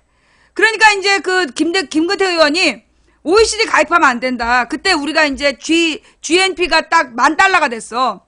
그러니까 이제 $10,000가 됐다고 OECD 가입을 한다고 김영삼이 막 설친 거야. 그러면 안 된다. 왜냐하면 우리나라가 아직 선진국의 기준에 못 미친다. 많은 부분이. 근데 만약에 우리가 OECD에 가입을 하게 되면 OECD의 기준에 맞춰서 우리가 제재를 받게 된다. 국제사회에서. 그 규정을 맞춰줘야 된다. 그럼 우리 기업하기가 더 어려워지니까 OECD 가입하면 안 된다라고 혼자 반대를 했어. 김근태 의원이. 김근태 의원이랑 운동했던 재하 운동권들이. 근데 김영삼이 밀어붙인 거야. 그리고 1년 만에 IMF가 오는 거예요. 김영삼 정부의 강만수란 놈이 이게 이제 외환을 관리하면서 이게 외환이 쌓여가니까 옳다구나 했고 이걸 환치기를 한 거야. 환치기가 뭐냐면 외화를 이렇게 빌려줘갖고, 그러니까 왜 환율이라는 게 오늘 다르고 내일 다르고 그러잖아. 환율이 막 다르잖아. 그러니까 이제 환율이 다른 걸 감안을 해서 돈을 벌려고 그걸 누구한테 빌려주고 이렇게 돈을 돌린 거야, 달러를. 그러다가 그만 돈을 누군가한테 빌려줘 놨는데 갑자기 우리가 원래 계획대로 외화를 우리가 또 갚아야 되는 게 돌아온 거야.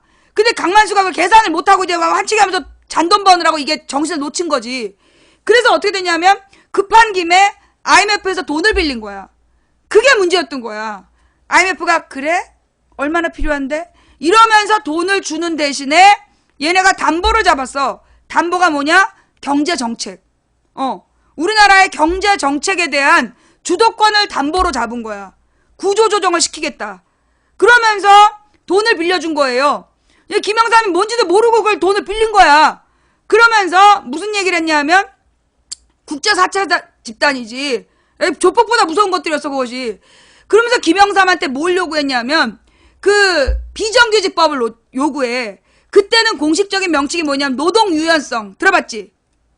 기업이 어려워졌다. 그래서 기업을 위해서 노동 유연성, 이 강성 노조 때문에 기업이 기업하기가 어려우니까 노동 유연성을 보장해줘야 된다. 그러면서 비정규직 법안을 통과시키는 거야. 그 비정규직 법안으로 통과된 내용이 비정규직 법하고 그다음에 외국인 노동자법을 통과시켰어. 그것도 신한국당에서 날치기를 통과를 해요. 그게 11월인가 2017년 11월인가 그래. 2007년 11월인가 날치기로 그러니까 2007년 97년 11월에 날치기로 그 비정규직법하고 외국인 근로자 근로연수법인가 뭐 그런 거에서 공식 명칭 기억이 안 나는데 그 두 가지를 강제로 통과시켜. 날치기로. 그리고 김대중이 대통령이 된 거야. 그러니까 이제 지네들이 책임 못 지니까 김대중한테 다 덮어 씌우려고 김대중을 대통령을 만든 거지. 그래가지고 김대중이 이제 대통령이 된 다음에 IMF를 극복을 해야 되잖아. 그러니까 IMF에서 뭘 얘기하냐면 구조조정을 해야 된다. 그래서 이윤을 남기지 못하는 모든 기업에 대한 대출을 끊으라 그런 거야. 이윤 창출을 못하는 모든 기업에 대한 대출을 다 중지시키라고. 그런데 우리나라에 그 당시에 일자리 90%가 중소기업이었어. 그러면 중소기업은 다 대출로 운영이 되고 있었단 말이야. 이달에 빚 얻어서 월급 주고 그 다음에 이제 또 받아가지고 갚고 또 다음 달 대출 받아가지고 월급 주고 또 갚고 이런 식으로 운영이 되고 있는데 그 중소기업들이 그렇게 굴러가고 있는 걸 뻔히 알면서 구조조정을 한다고 그 돈을 끊어버리는 거야. 대출을 못하게 막아버렸어. 그래가지고 하루에 줄도산이나 그 중소기업들이 몇천 개씩 그냥 문을 닫는 거야. 그래가지고 많은 중소기업 노동자들이 전부 다 길거리에 나앉게 되는 거야. 대량 해고가 벌어지는 거지. 일부러 그런 거야. 일부러 대량 해고를 만들어 놓고 그리고 나서 비정규직으로 다시 올래? 그렇게 한 거야. 그럼 그게 무슨 얘기였냐면 그 전에는 우리나라의 헌법에 근로의 권리라는 게 있기 때문에 그 평생 고용이란 말이 있었어요. 80년대까지는 늘 우리가 무슨 말을 들었냐면 평생 고용. 그게 뭐냐면 한 번 직장에 들어가면 정년 때까지 평생토록 일할 수 있었던 거야. 그래서 해마다 일을 하면서 호봉이 올라가고 그리고 물가 인상에 따라서 임금이 올라가고 그게 당연한 거였어. 김영삼의 IMF 이전에는 해마다 임금 인상이 물가 인상을 반영해서 임금이 올라가고 평생토록 잘리지 않고 일하는 게 정년 때까지 일하는 게 공장에서도 그게 당연한 거였다고. 만약에 갑자기 잘랐다 그러면 소송을 할 수 있는 거야. 해고 무효 소송. 지금도 그게 많이 하잖아. 그 이유가 뭐냐면 옛날에는 당연한 권리였어. 함부로 사람을 자를 수 없었어. 그게 1945년에 49년인가에 만들어진 유엔의 그 세계 인권에 대한 이야기 중에 이제 국제 노동기구가 만들어져. ILO인가? 그래서 그 국제 노동기구가 세계 노동의 기준을 만든다고. 그걸 헌법에 반영하라고 했고 그 각 나라가 그래서 노동자들을 함부로 자를 수 없도록 법을 만들어서 90년까지 유지가 된 거야. 그런데 90년에 공산주의가 무너지고 나니까 옳다구나 이제 더 이상 두려워할 게 없다. 이래가지고 그때부터 그 제도를 없애기 시작한 거야. 그래서 그 IMF를 불러들이고 강만수가 일부러 외환을 돌린 거 아니냐 그런 의혹이 나오는 거야. 근데 의혹이에요. 사실은 아니고. 어쨌거나 우리나라가 충분히 외환 보유고가 있었는데 그 돈을 딴 데로 돌려가지고 IMF를 불러들이고 그래서 중소기업을 줄도산 내고 모든 노동자를 실업자로 만든 다음에 반값으로 일하는 비정규직으로 일하도록 유도한 거야. 그때 그 비정규직으로 그 기간제 근로제 그게 김대중 때 법을 만드는 거야. 노동 유연성이라는 말로 해고를 자유롭게 할 수 있도록 법을 신한국당에서 만들고 그래서 이제 다 해고가 되게 하는 거지. 그리고 김대중 때 비정규직 법안을 통과시키는 거야. 기간제로 일할 수 있게. 그 다음에 이제 그래서 그 김대중 2년 동안에 IMF를 빨리 독립해야 된다. 그래가지고 이제 금을 모으자. 그래서 금을 팔아가지고 달러를 갚아버린 거야. 그래서 IMF 총재가 쩝쩝거리면서 너무 아쉽잖아. 이제까지 IMF를 빌린 다음에 가장 최단기간 안에 IMF 체제를 극복한 게 한국이다. 이건 김대중 대통령의 경제 리더십과 한국민의 단결력이 원인이었다라고 자서전을 써놨어. 그만큼 특별한 일이었어. 그리고 나서 김대중 대통령이 그 카드, 내수 경제를 활성화시키기 위해서 카드의 발급 기준을 연봉 5,600을 3,300으로 내려라. 그리고 실업자가 된 가장들에게는 공공근로 일자리를 줘라. 그래서 최소한의 생계를 하게 하고 그게 내수 경제를 활성화시킨 한국형 뉴딜이었던 거야. 그게 공공근로가. 그래서 뉴딜이라는 게 뭐냐면 이제 미국의 경제공황을 극복하기 위해서 그때 그 당시에 테네시강에 댐 쌓기를 공사를 열고 그때 실업자들을 불러서 건설 노동을 시킨 거야. 그 댐이 필요해서가 아니라 일자리를 주기 위해서 그 테네시강 개발 공사를 한 거예요. 그런 것처럼 김대중이 이제 공공근로를 해가지고 그 일자리를 그러니까 돈을 주면서 그걸로 생활 유지를 하게 한 거야. 그래서 5년 안에 정상화가 돼. 그래서 노무현 대통령이 되자마자 계속 파이를 키워가야 된다. 지금은 대재벌에게 집중해야 된다. 그래갖고 재벌들이 일단 많이 벌어들여야 우리 사회가 같이 나눠 먹는다. 이래갖고 2003년, 4년, 5년을 그 재벌을 계속 지원해주는 신자유주의를 했던 거야. 그리고 5년 가을에 밝혀져. 알고 보니까 이 재벌 새끼들이 비정규직으로 모든 노동구조를 개편해놨는데 창고에 160조 원이 쌓여있다. 그래갖고 노무현 대통령 너무 멘붕이 된 거야. 아이, 잠깐만요.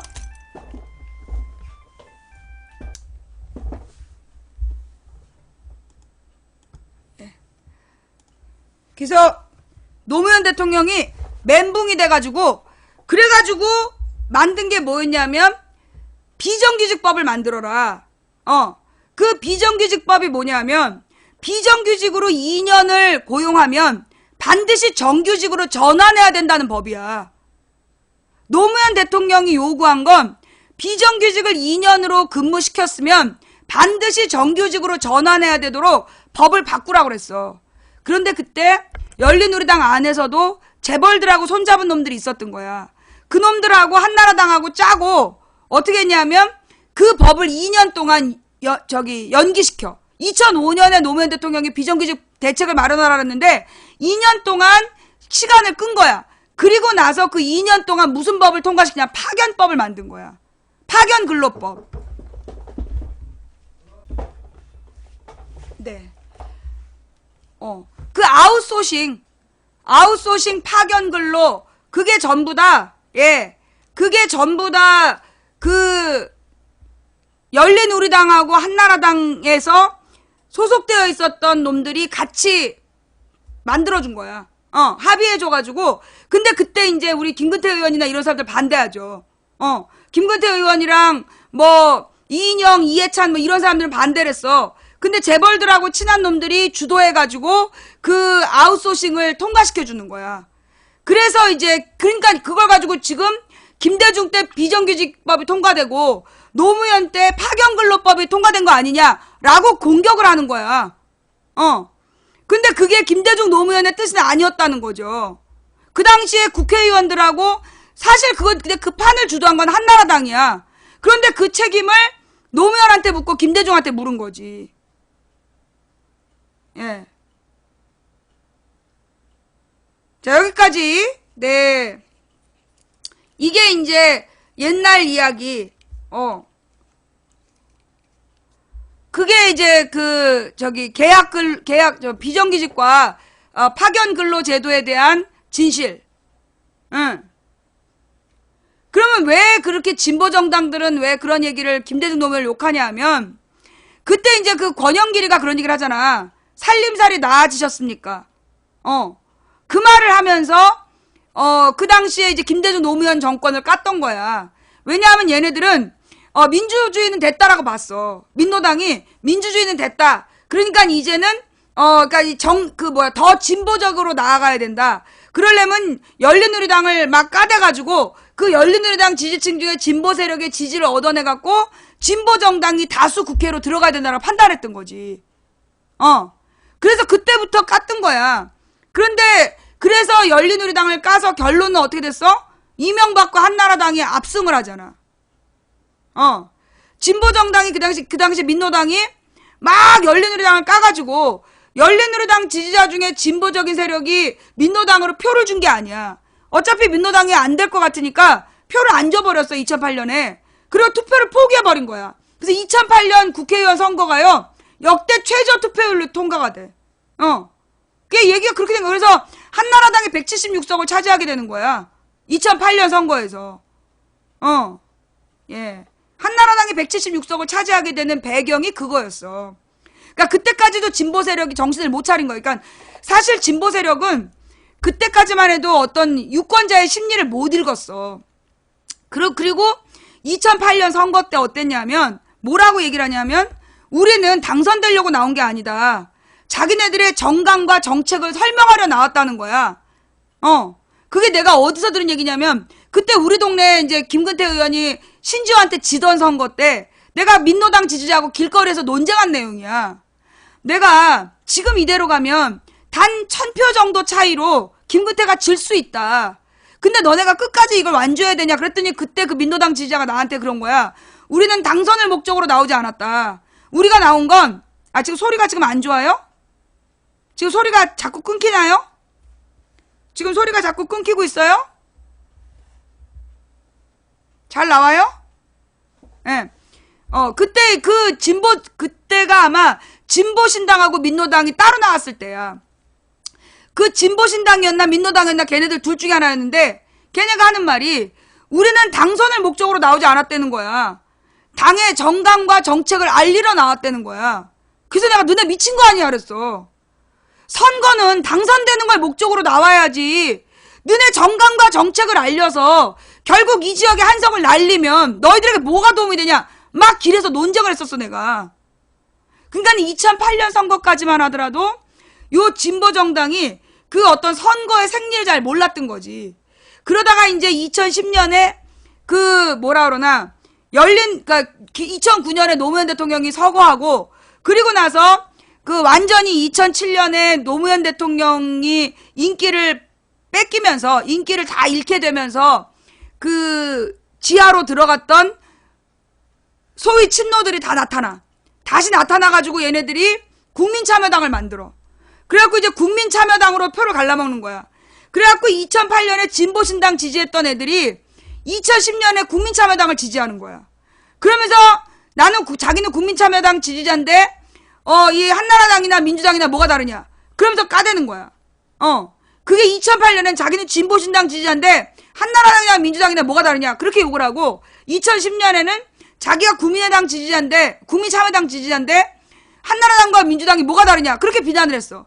그래갖고 결론이 그러면 국민참여당이 이겼냐. 그러지도 못했어요. 예.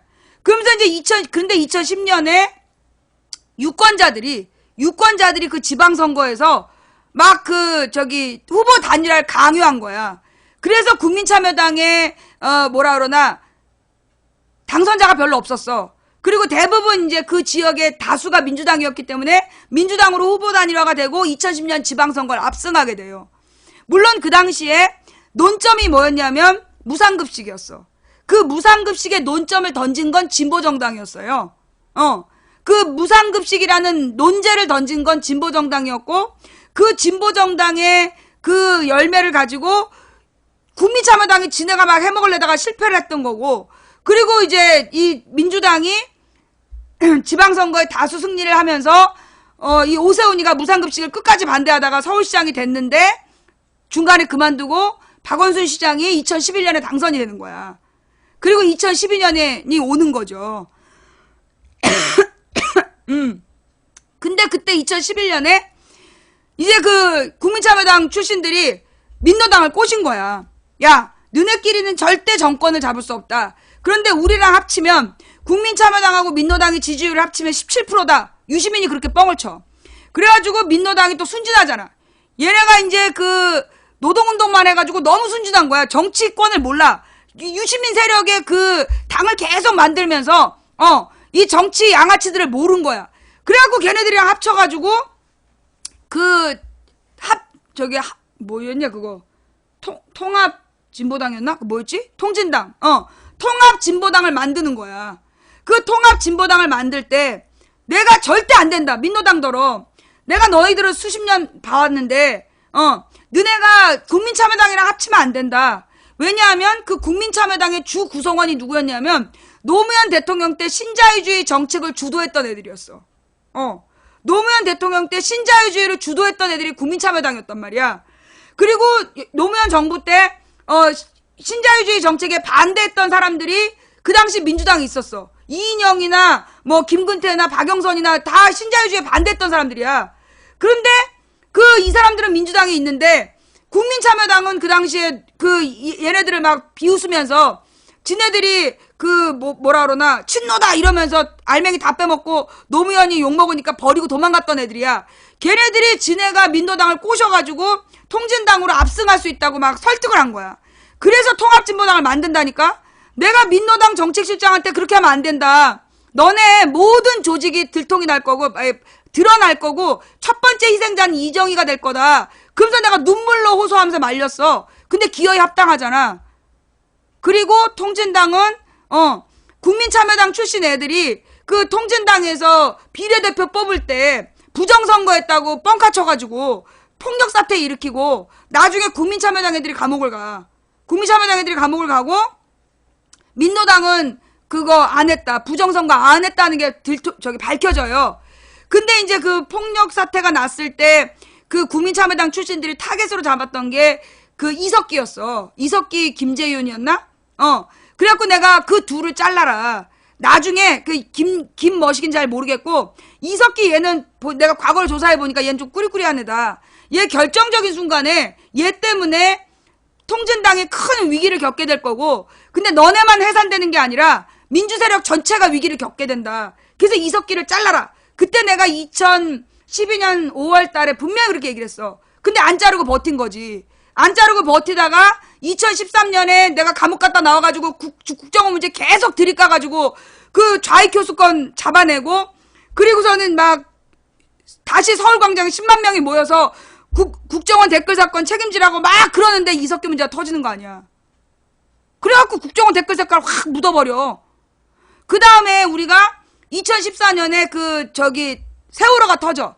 그래서 세월호 문제로 막 공격을 해가지고 박근혜를 거의 목을 딸 뻔했는데 통진당 해산 결정이 나오는 거야. 얘기가 그렇게 되는 거예요. 내가 그걸 다 기억해. 너네 내 앞에서 뻥 까면 안 된다.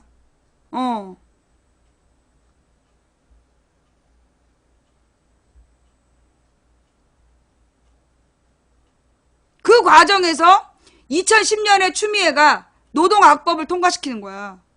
그때 얼마나 기가 막혔냐면, 그러니까 이제 2009년에 노무현 대통령이 서거하면서 민주세력이 이제 다시 뭉쳐. 그래가지고 이제 전세를 확 뒤집은 거야. 그러니까는 그 2007년에 이명박이 당선되고 2008년에 한나라당이 176석이 되면서 완전히 이제 공안 탄압을 당하는 분위기였어. 그래서 미디어법이 통과되고 막 그쪽이 밀어붙이는데 노무현 대통령이 전세를 뒤집으려고 목숨을 끊은 거예요.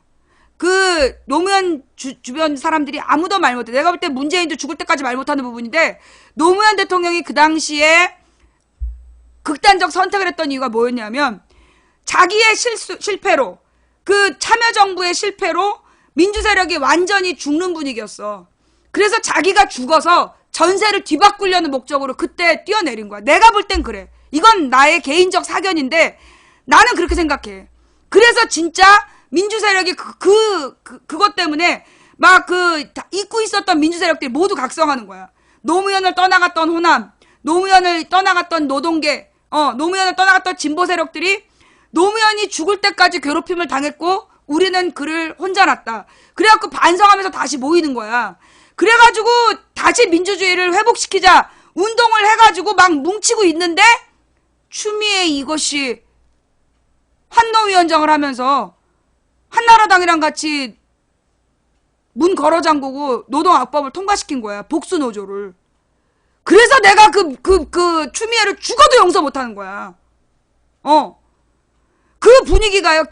그 추미애 때문에 다시 꺾였어. 노동계가 막 이탈되고 진보 세력이 실망했다 막 이러면서 등 돌리는 바람에 다시 야권이 분열되게 된 게 추미애 그 노동학법이었어. 그래서 내가 그것 때문에 추미애라고 하면 아주 그냥 피가 거꾸로 도는 사람이야.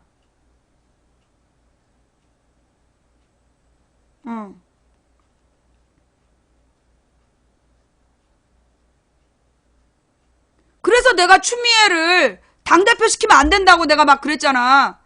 근데 네 남편이 김상곤 그 대변인이라서 그러지 그러면서 나한테 쌍욕을 하면서 추미애를 당대표 만들었잖아. 김어준 팬들이. 김어준의 거짓말에 속아가지고 추미애가 혼자서 노무현을 탄핵 반대했다는 그 거짓말에 속아서 그 정치판에 아무것도 모르는 애들이 그 저기 김어준 그 말에 속아가지고 추미애를 당대표 만든 거야.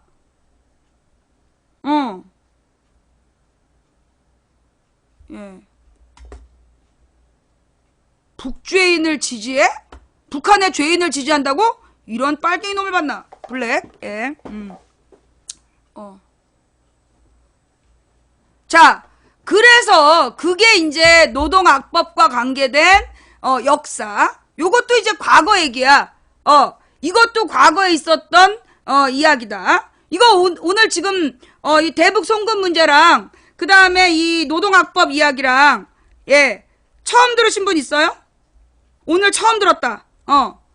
요 그 대북 송금 이야기랑 노동악법 얘기랑 처음 들었다. 이 부분도 편집 가능하시면 따로 올려주세요. 예. 요 부분도 따로 올려주실 수 있으면 올려주세요. 예.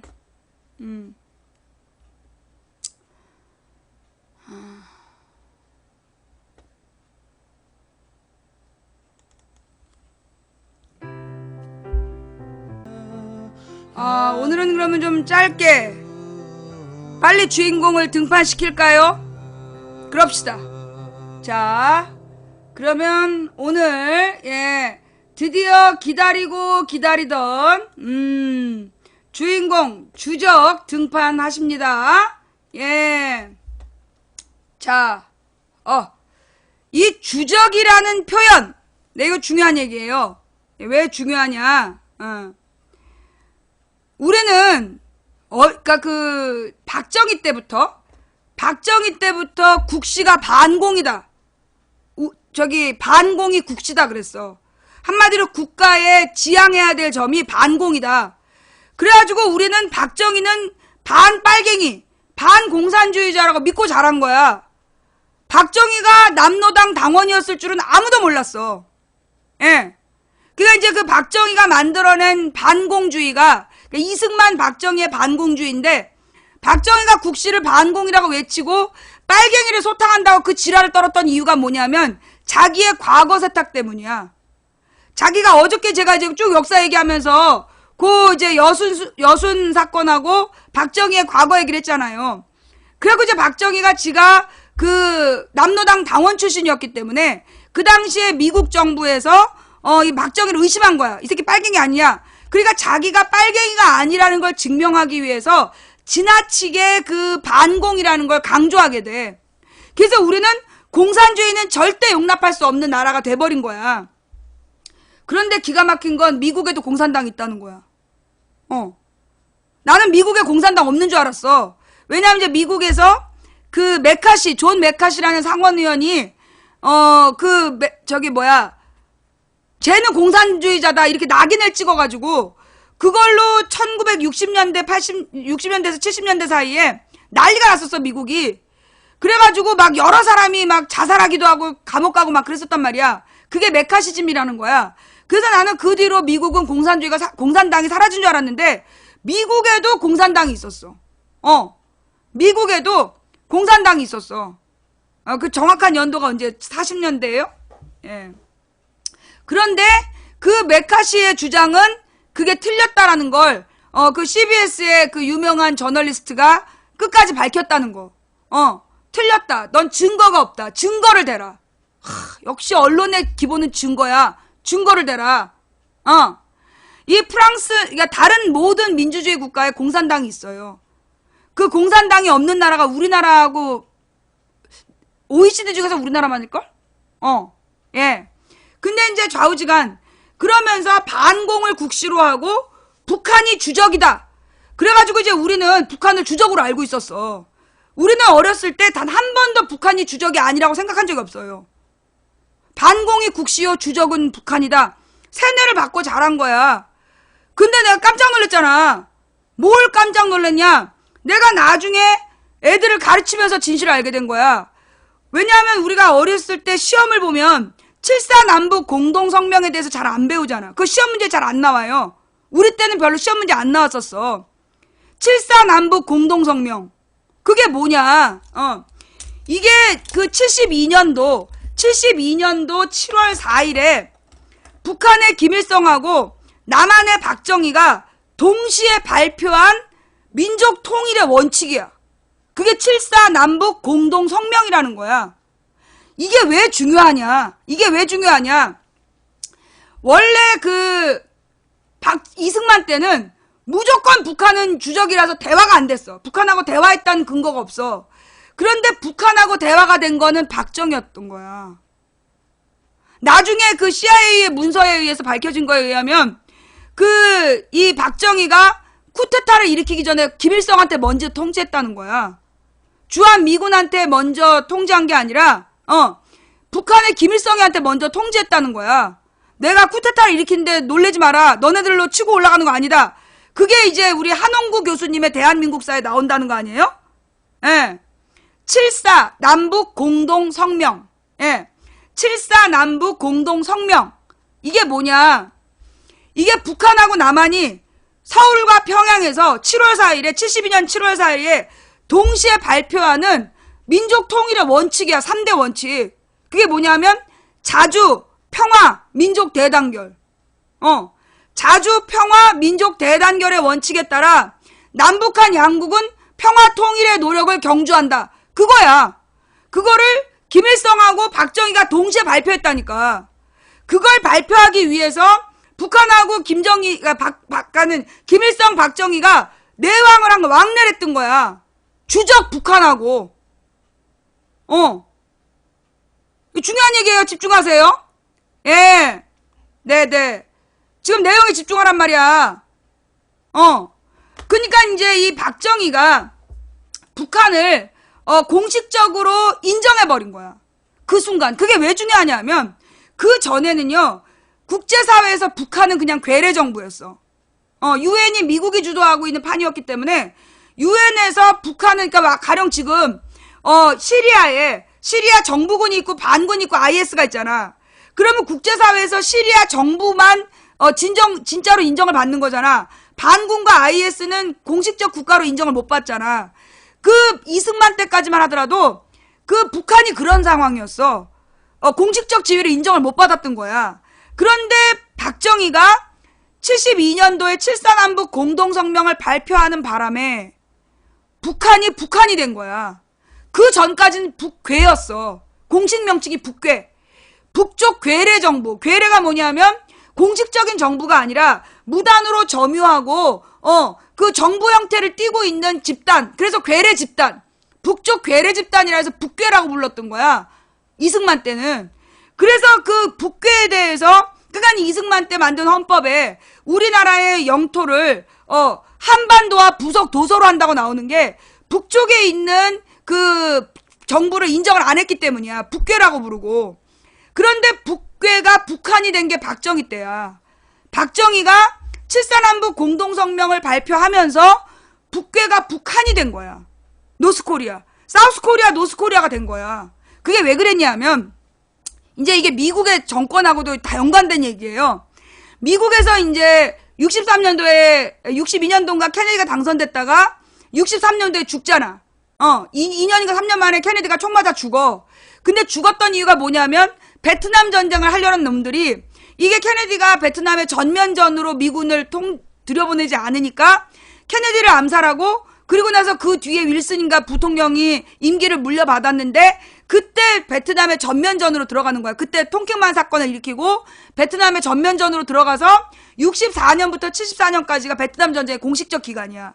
그런데 70년대에 그러니까 윌슨이 대통령 역할을 수행하고 있으면서 베트남으로 속전속결 할 거라고 알았는데 못 이겨. 그러면서 60년대가 다 가. 그러니까 60년대 말부터 이거 베트남 전쟁 옳은 거냐? 라는 문제의식이 나오는 거야. 그래서 히피 운동이 일어나. 그래가지고 미국의 청년들이 자유를 부르짖으면서 베트남 전쟁 반대 운동이 벌어져요. 그래서 그 베트남 전쟁 반대 운동이 벌어지니까 이때 그게 닉슨 독트린이 아니 뭐더라? 찾아봐봐. 닉슨 독트린 맞을 거야. 남북 그러니까 아니야. 데탕트 무드. 데탕트의 닉슨 독트린 맞죠? 찾아봐봐. 그거 좀 그러니까 이제 그 당시에 미국에서 70년대 대통령이 돼가지고 그 70년대 대통령이 된 대통령이 미국의 대통령이 이렇게 계속 이념 대립을 하면 안 된다. 닉슨 독트린 맞죠? 예. 그래서 이제 이 닉슨 독트린이 뭐였냐면 이 냉전 시대를 종식시켜야 된다.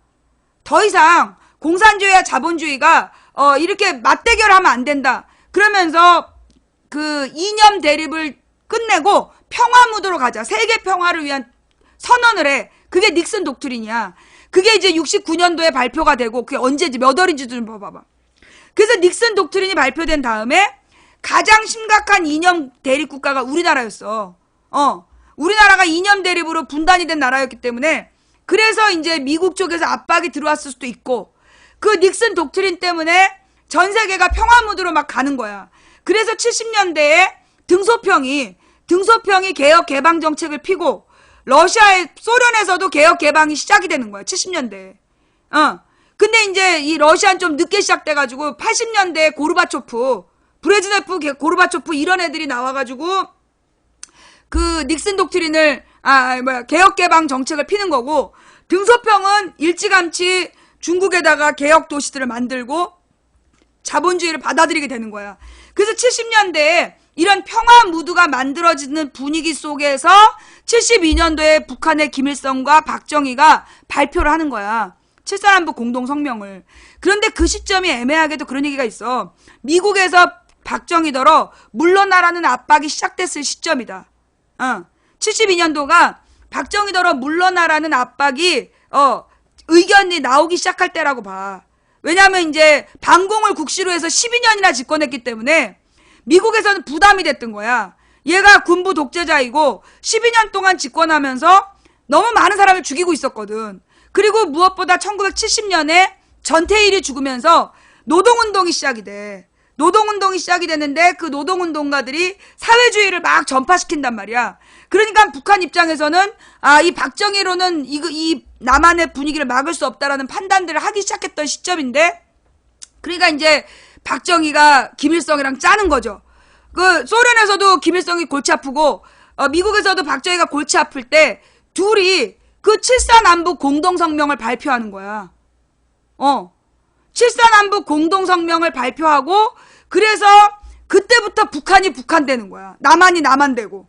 그때는 대한민국과 북계였어. 그 전에는. 그래서 공식적으로 인정을 해준 게 72년도인데 그래서 생기는 문제가 뭐냐. 그래서 생기는 문제가 그 당시에 그 키신저죠. 헨리 키신저인가가 그 당시에 국방부 장관인가 그랬어. 근데 이제 문제가 생기는 거야. 어떤 문제가 생겼냐. NLL 문제가 터지는 거야. 그전에는 NLL이 아무 문제가 안 됐어. 그럼 NLL이 뭐냐? NLL이 그게 이제 한국전쟁을 끝낼 때 미군이 이제 연합군 대표로 들어가갖고 북한이랑 휴전선을 그었어. 근데 휴전선을 그으면서 육지는 그었는데 바다에 대해서는 바다의 해상 경계선을 긋지를 않은 거야.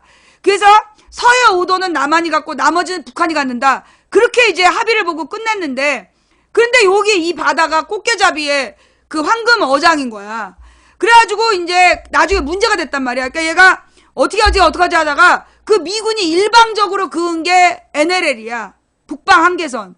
그러면서 미군이 그으면서 뭐라 그랬냐면 여기 이상은 남한 군함이 북한으로 넘어가면 안 돼. 그게 NLL이야. 이게 남한의 영해 개념이 아니라 남한의 군함이 북쪽으로 넘어가면 안 되는 한계라고 NLL을 그어줬어. 근데 그 NLL이 별 문제가 안 됐던 게 뭐냐? 둘 다 무시했어. 북한도 무시하고 남한도 무시하고 이승만 때까지는 그게 문제가 안 됐어. 그런데 박정희가 딱 7.4남북 공동성명을 발표하면서 국제문제가 된 거야. 북한을 공식적인 주체로 인정을 해버렸기 때문에.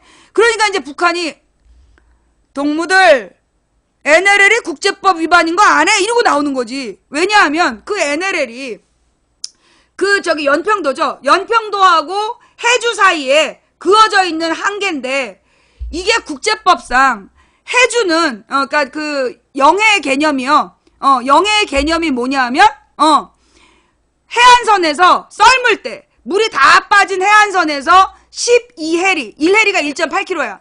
그러니까 12 곱하기 1.8km까지는 이 나라의 영해다. 이게 국제법이야.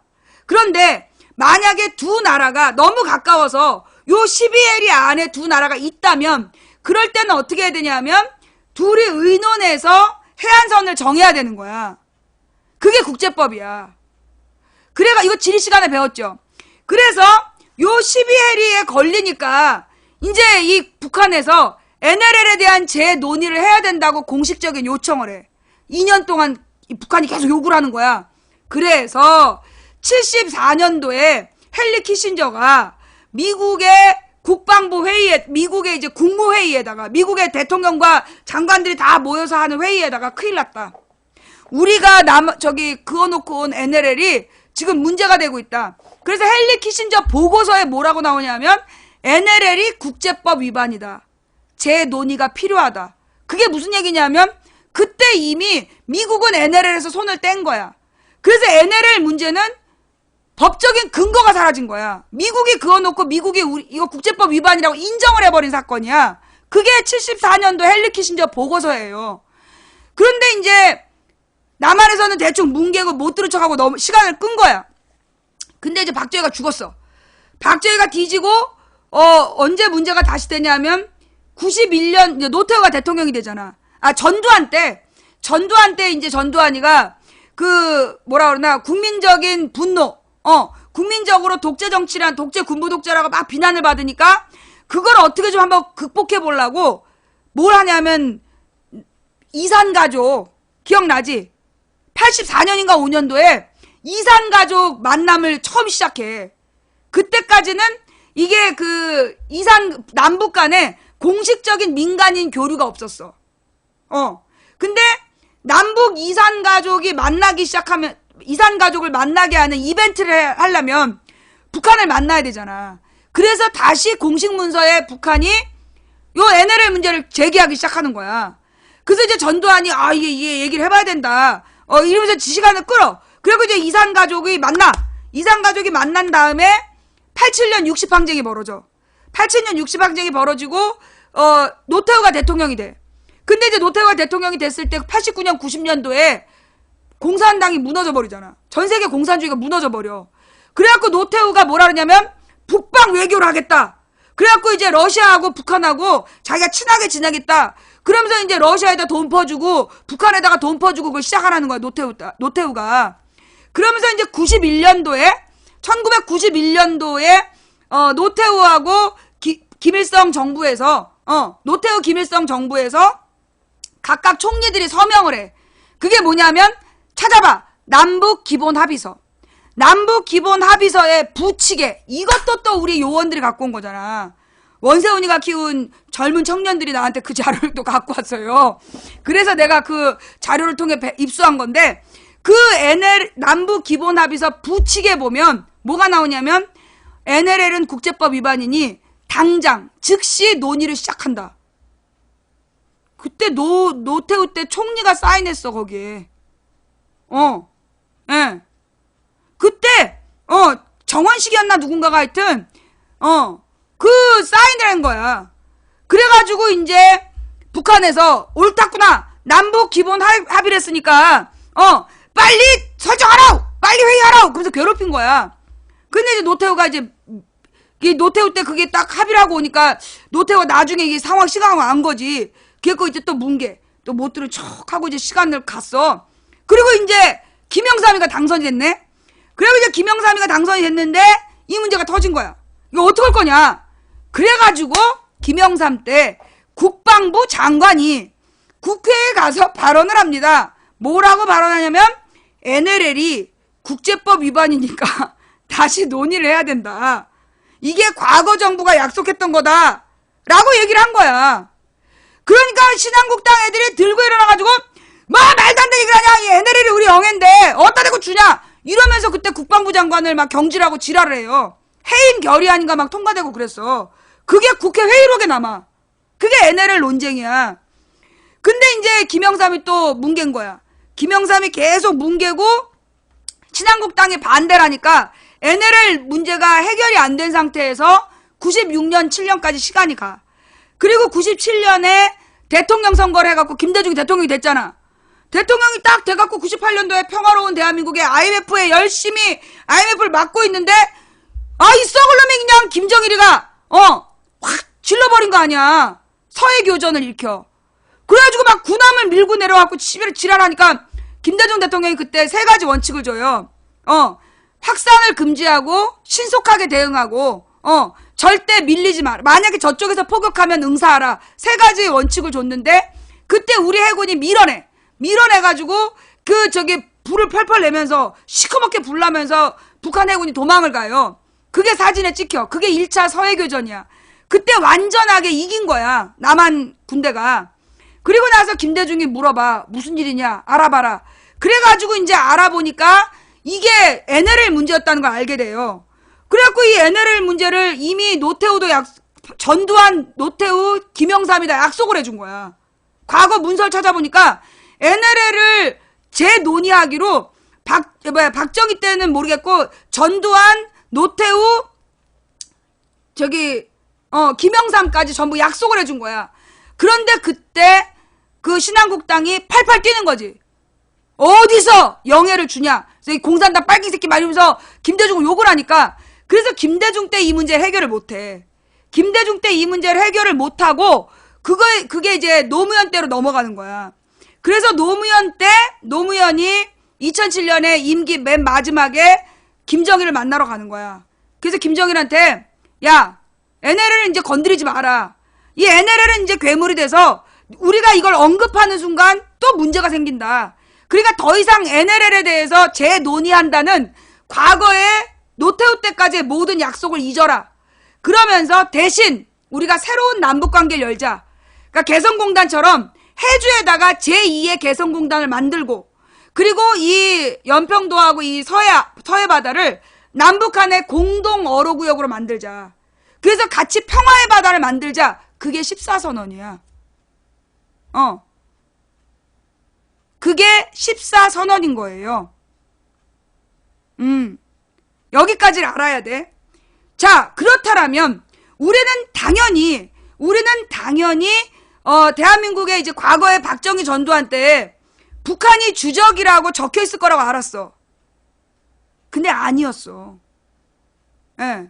북한이 주적이라고 적힌 적이 없대. 놀랬지? 잘 봐봐. 자, 국방백서에 북한은 주적이라는 표현이 없다. 우리나라 이제 그 국방백서에 우리 정부 문서에 북한이 주적이라는 표현이 있다고 막 누가 우기고 있는데 국방백서에 북한이 주적이다라는 표현이 없어요. 예. 이걸 보면 종북 프레임의 선구자인 주적이 다시 등장했다. 지난 19일 여의도 KBS 본관에서 열린 토론회 자리에서 이날 땡땡 후보가 더불어민주당 땡땡에게 북한이 우리의 주적이냐고 물었다. 문 후보는 강요하지 마라. 유 후보도 대통령이 되면 남북 간의 문제를 풀어가야 될 입장이다. 필요할 때는 남북 정상회담도 필요하다. 국방부가 할 말이지 대통령이 할 일이 아니다. 라고 답했다. 이에 유 후보는 정부 공식 문서에, 즉 국방문서에 북한이 주적이라고 나오는데 국군 통수권자가 주적이라고 말 못하는 게 말이 되느냐? 라고 따졌고 문 후보는 내 생각은 그러하다. 대통령이 될 사람이 할 발언이 아니다. 라고 본다라고 거듭 말했다. 유 후보는 이 장면이 담긴 영상을 유승민의 분노, 북한을